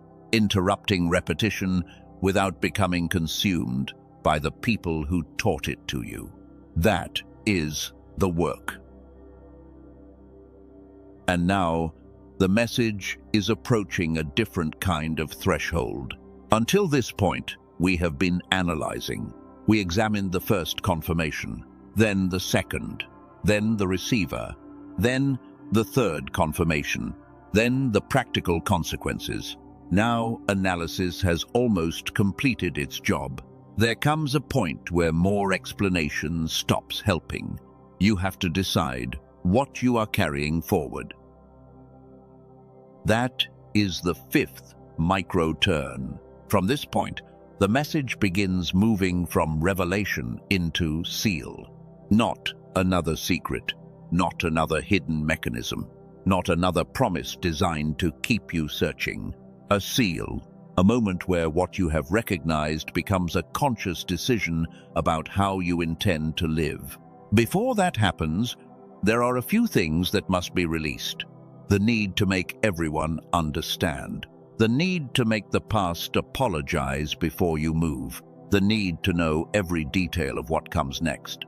The belief that forgiveness requires unlimited access. The belief that boundaries cancel compassion. The belief that rest means weakness. The belief that being chosen means being superior. Let those ideas become lighter. You do not have to fight them. You do not have to create a dramatic emotional moment. Just recognize when they appear. The old need to explain, there it is. The old guilt after saying no, there it is. The old urge to rescue, there it is. The old fear that silence means abandonment, there it is. Awareness creates space, and inside that space, you can choose differently. This is how the pattern loses power, not because it disappears forever, because it stops operating invisibly. Before, the reaction happened, and you became the reaction. Now the reaction happens and you notice it. That small distance changes everything. You can ask whether the old response serves the future you are trying to build. You can pause. You can choose. That pause is where generations can change. Imagine the next time conflict appears. The old pattern says, attack or disappear. You pause. The old pattern says, make them pay for hurting you. You pause. The old pattern says, surrender your boundary so nobody leaves. You pause. The old pattern says, solve everything before anyone becomes uncomfortable. You pause. That pause may last only a few seconds, but within it lives a possibility your history may not have offered you before.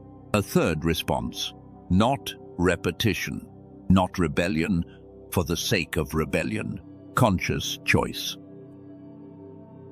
That is what you pass forward, not perfection, choice. You teach the next person that a pattern can be questioned, that an emotion can be felt without becoming a command, that love can remain while access changes, that disagreement does not have to become abandonment, that strength can include rest, that leadership can include apology, that discernment can include uncertainty, that faith can coexist with responsible action. This is generational legacy in its most practical form. And if financial abundance comes later, use it wisely. If a healthier relationship comes, do not rebuild the old patterns inside a new person. If an opportunity comes, do not enter it carrying the same need for approval that controlled the previous season. If recognition comes, do not allow applause to become the new receiver of your identity. The purpose of clearing was not simply to create room for more things, it was to create room for a cleaner way of carrying whatever arrives. That is why the final movement cannot be about asking for endless acquisition. More money, more attention, more proof, more signs, more people admiring you. Those things can become another form of noise. The deeper request is alignment. Enough clarity to recognize what belongs.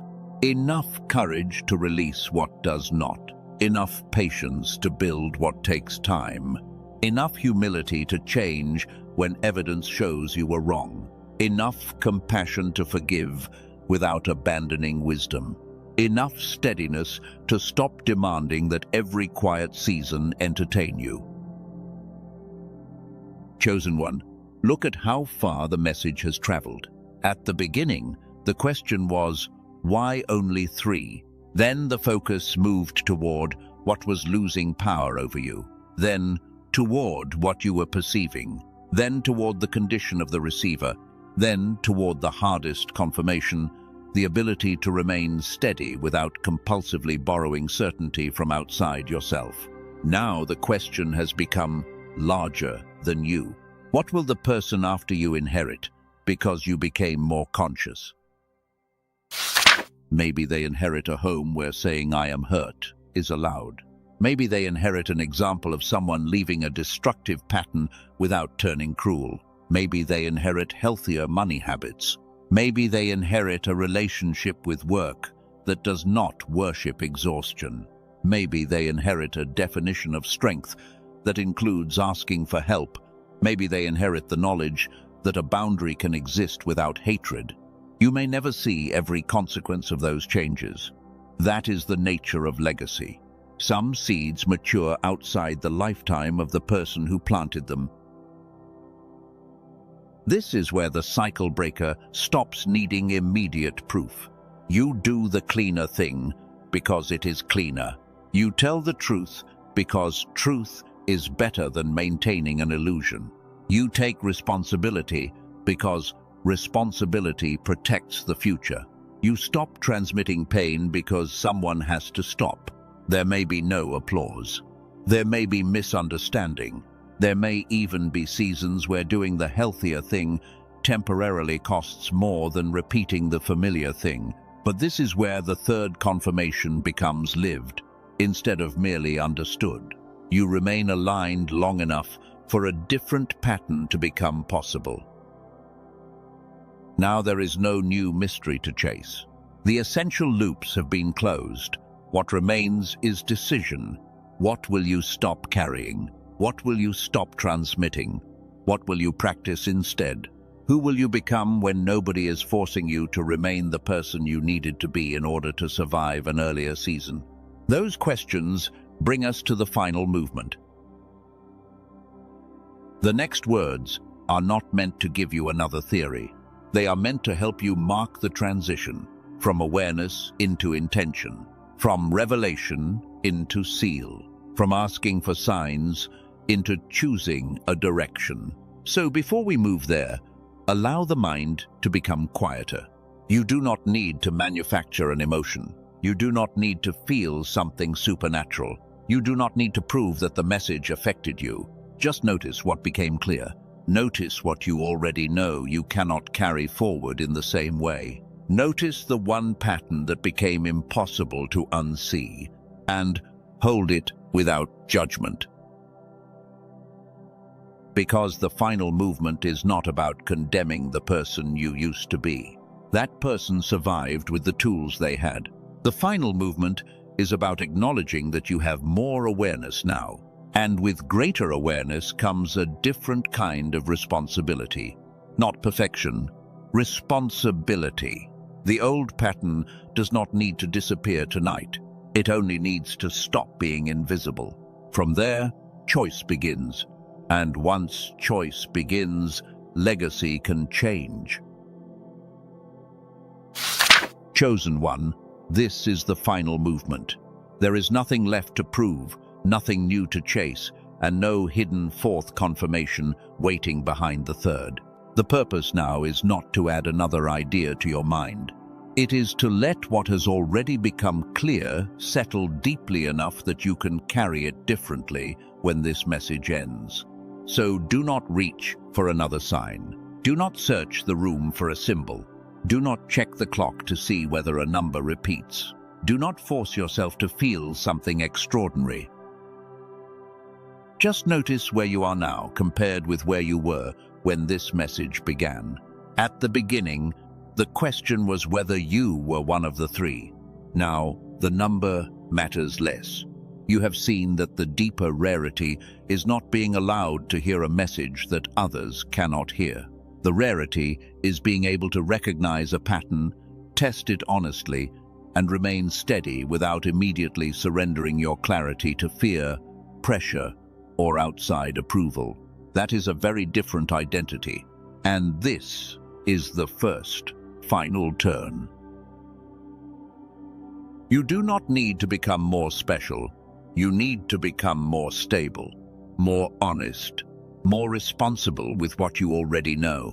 That is the seal, not a supernatural performance, not a dramatic promise that tomorrow every door opens. The seal is the point where awareness becomes agreement. Agreement with the truth that you will no longer call self-abandonment love. Agreement with the truth that you will no longer call endless confusion humility. Agreement with the truth that you will no longer call exhaustion proof of worth. Agreement with the truth that a boundary can exist without hatred. And agreement with the truth that clarity does not require applause in order to remain clarity. Take a moment now. Let your shoulders soften. Let your breathing become slower.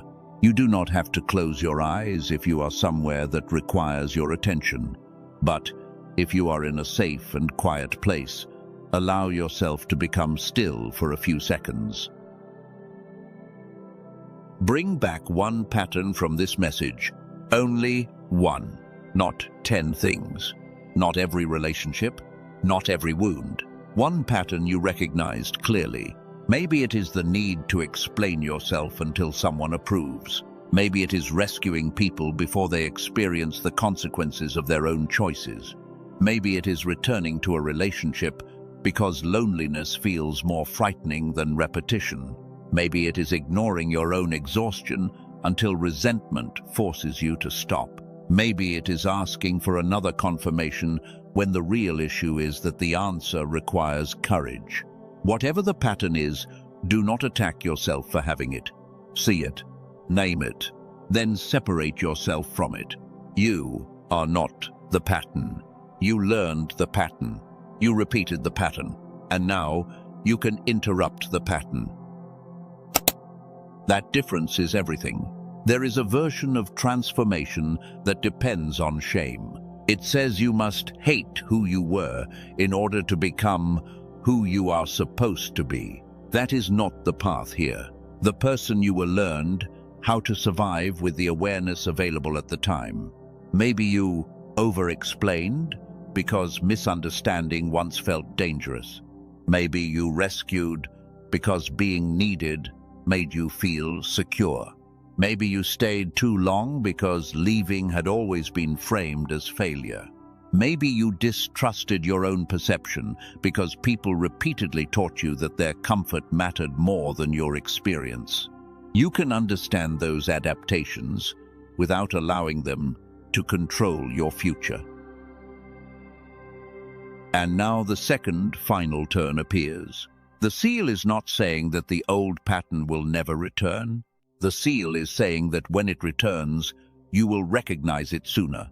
That is much more realistic. The urge may return. The guilt may return. The fear may return. The need for approval may return. But now there is a space between the feeling and the action. And inside that space, you have a choice. When the urge says, explain yourself again, you can pause. When guilt says, reverse the boundary, you can pause. When loneliness says, reopen what repeated evidence already closed, you can pause. When fear says, ask 10 more people before trusting one carefully observed truth, you can pause. When urgency enters your mind through someone else, you can pause. That pause is not weakness. It is authority over participation.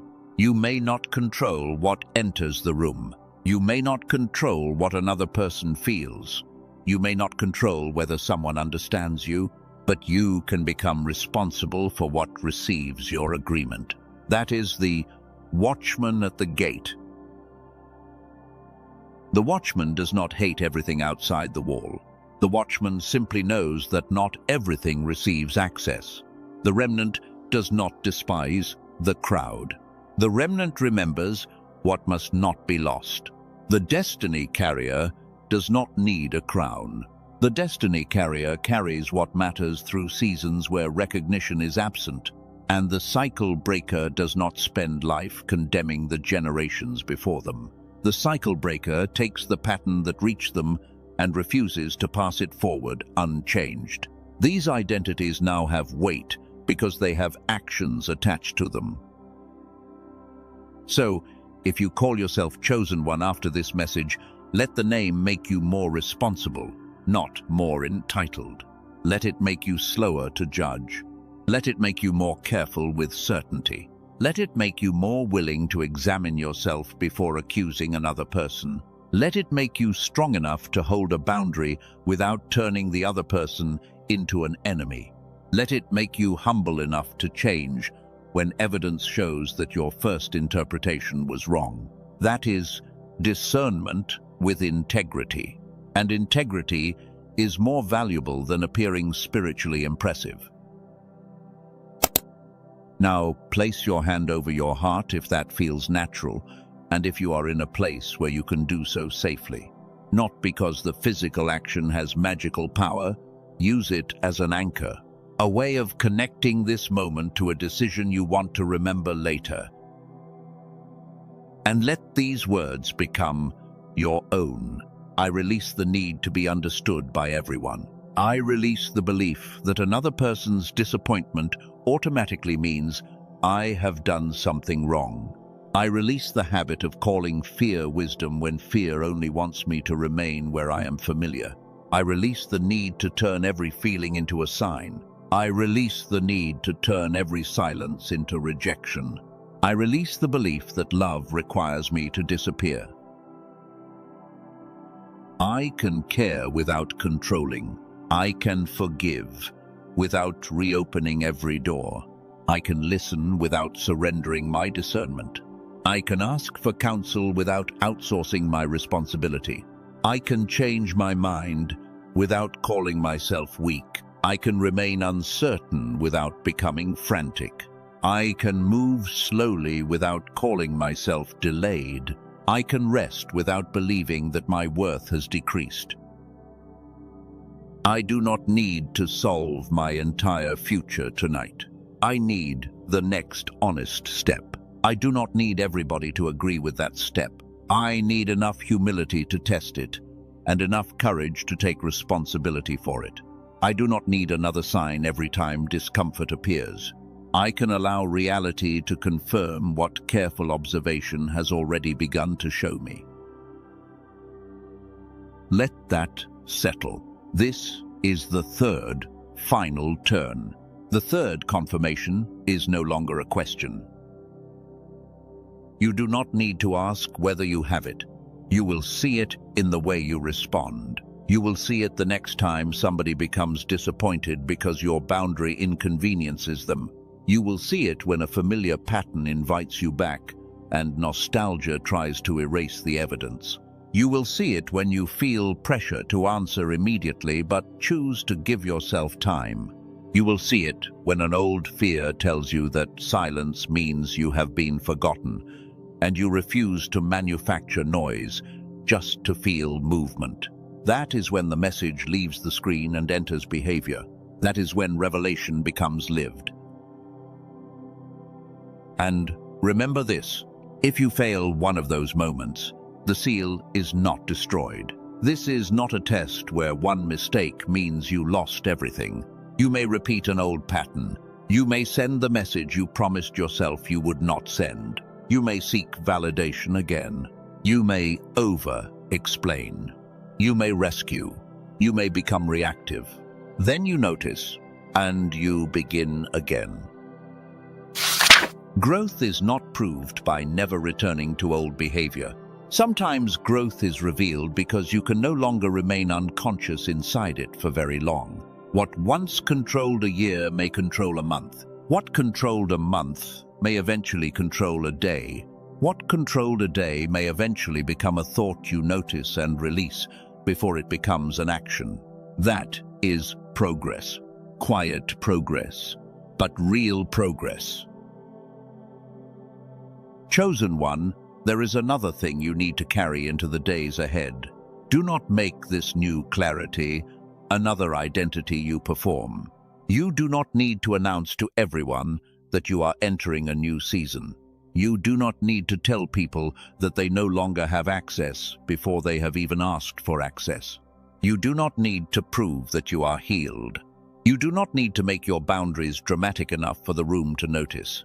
A stable transformation often becomes quieter as it becomes stronger.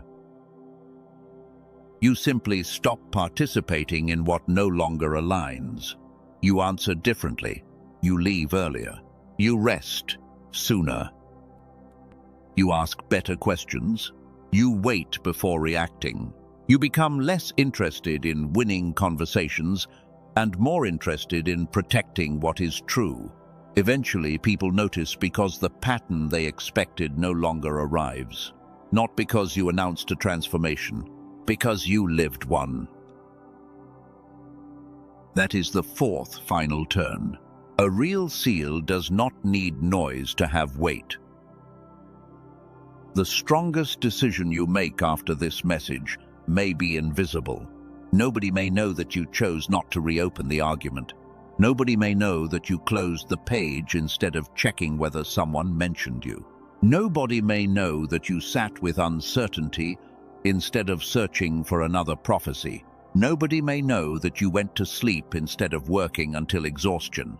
Nobody may know that you forgave someone internally while still keeping the boundary intact. But invisible decisions build visible lives. That is how the next season begins. Not always with thunder. Sometimes with one quiet refusal to repeat what you have finally understood. And if a door opens, enter it awake. Do not bring every old fear inside and call it discernment. Do not ask the new person to pay for the old person's betrayal. Do not enter a healthier environment and immediately recreate the over-functioning role that exhausted you before. Do not receive more responsibility and return to believing that exhaustion makes you valuable. A new door cannot create a new pattern for you. You carry patterns through doors until you consciously change them. That is why this seal matters before the next opportunity. If money increases, remain responsible. If influence increases, remain teachable. If love arrives, remain honest. If recognition arrives, do not make applause the new source of identity. If nothing dramatic changes immediately, do not call the message false. Some of the most important changes begin inside behavior long before circumstances catch up. You may notice clearer decisions before you notice larger outcomes. You may notice more peace before you notice more opportunity. You may notice less internal conflict before anyone outside you can see a difference. Let that be enough for now. The resource discussed earlier was offered for one reason: to support the receiver, not to replace this work, not to create your identity, not to make decisions for you, not to become another object of dependence. If the problem of mental fog, fragmented attention, and difficulty sustaining clarity strongly described your experience, the Genius Switch is the resource that was discussed. The current offer, described in the product material, provides the 8-minute neural sync audio digitally with lifetime access, 4 included bonuses, and the stated money-back guarantee. The offer page describes the current price as $39. If you want to examine it, use the official link provided with this message and read the details for yourself. Make the decision without fear. Make it without treating the purchase as proof of faith. Make it without believing that buying something makes you more chosen. It is a tool. If it fits, use it responsibly. If it does not fit, leave it. That is the last time it will be mentioned. Now, return completely to the seal. Nothing needs to be sold to you in these final moments. Nothing needs to be added. You have enough to carry. Let your breathing slow again. Think of the one pattern you chose earlier. See it without hatred. See the people connected with it without turning them into symbols. See yourself inside it without shame. Then, imagine the next time the pattern reaches for you. Not 6 months from now. Not in some perfect future version of yourself. The next ordinary moment. Someone pressures you. You pause.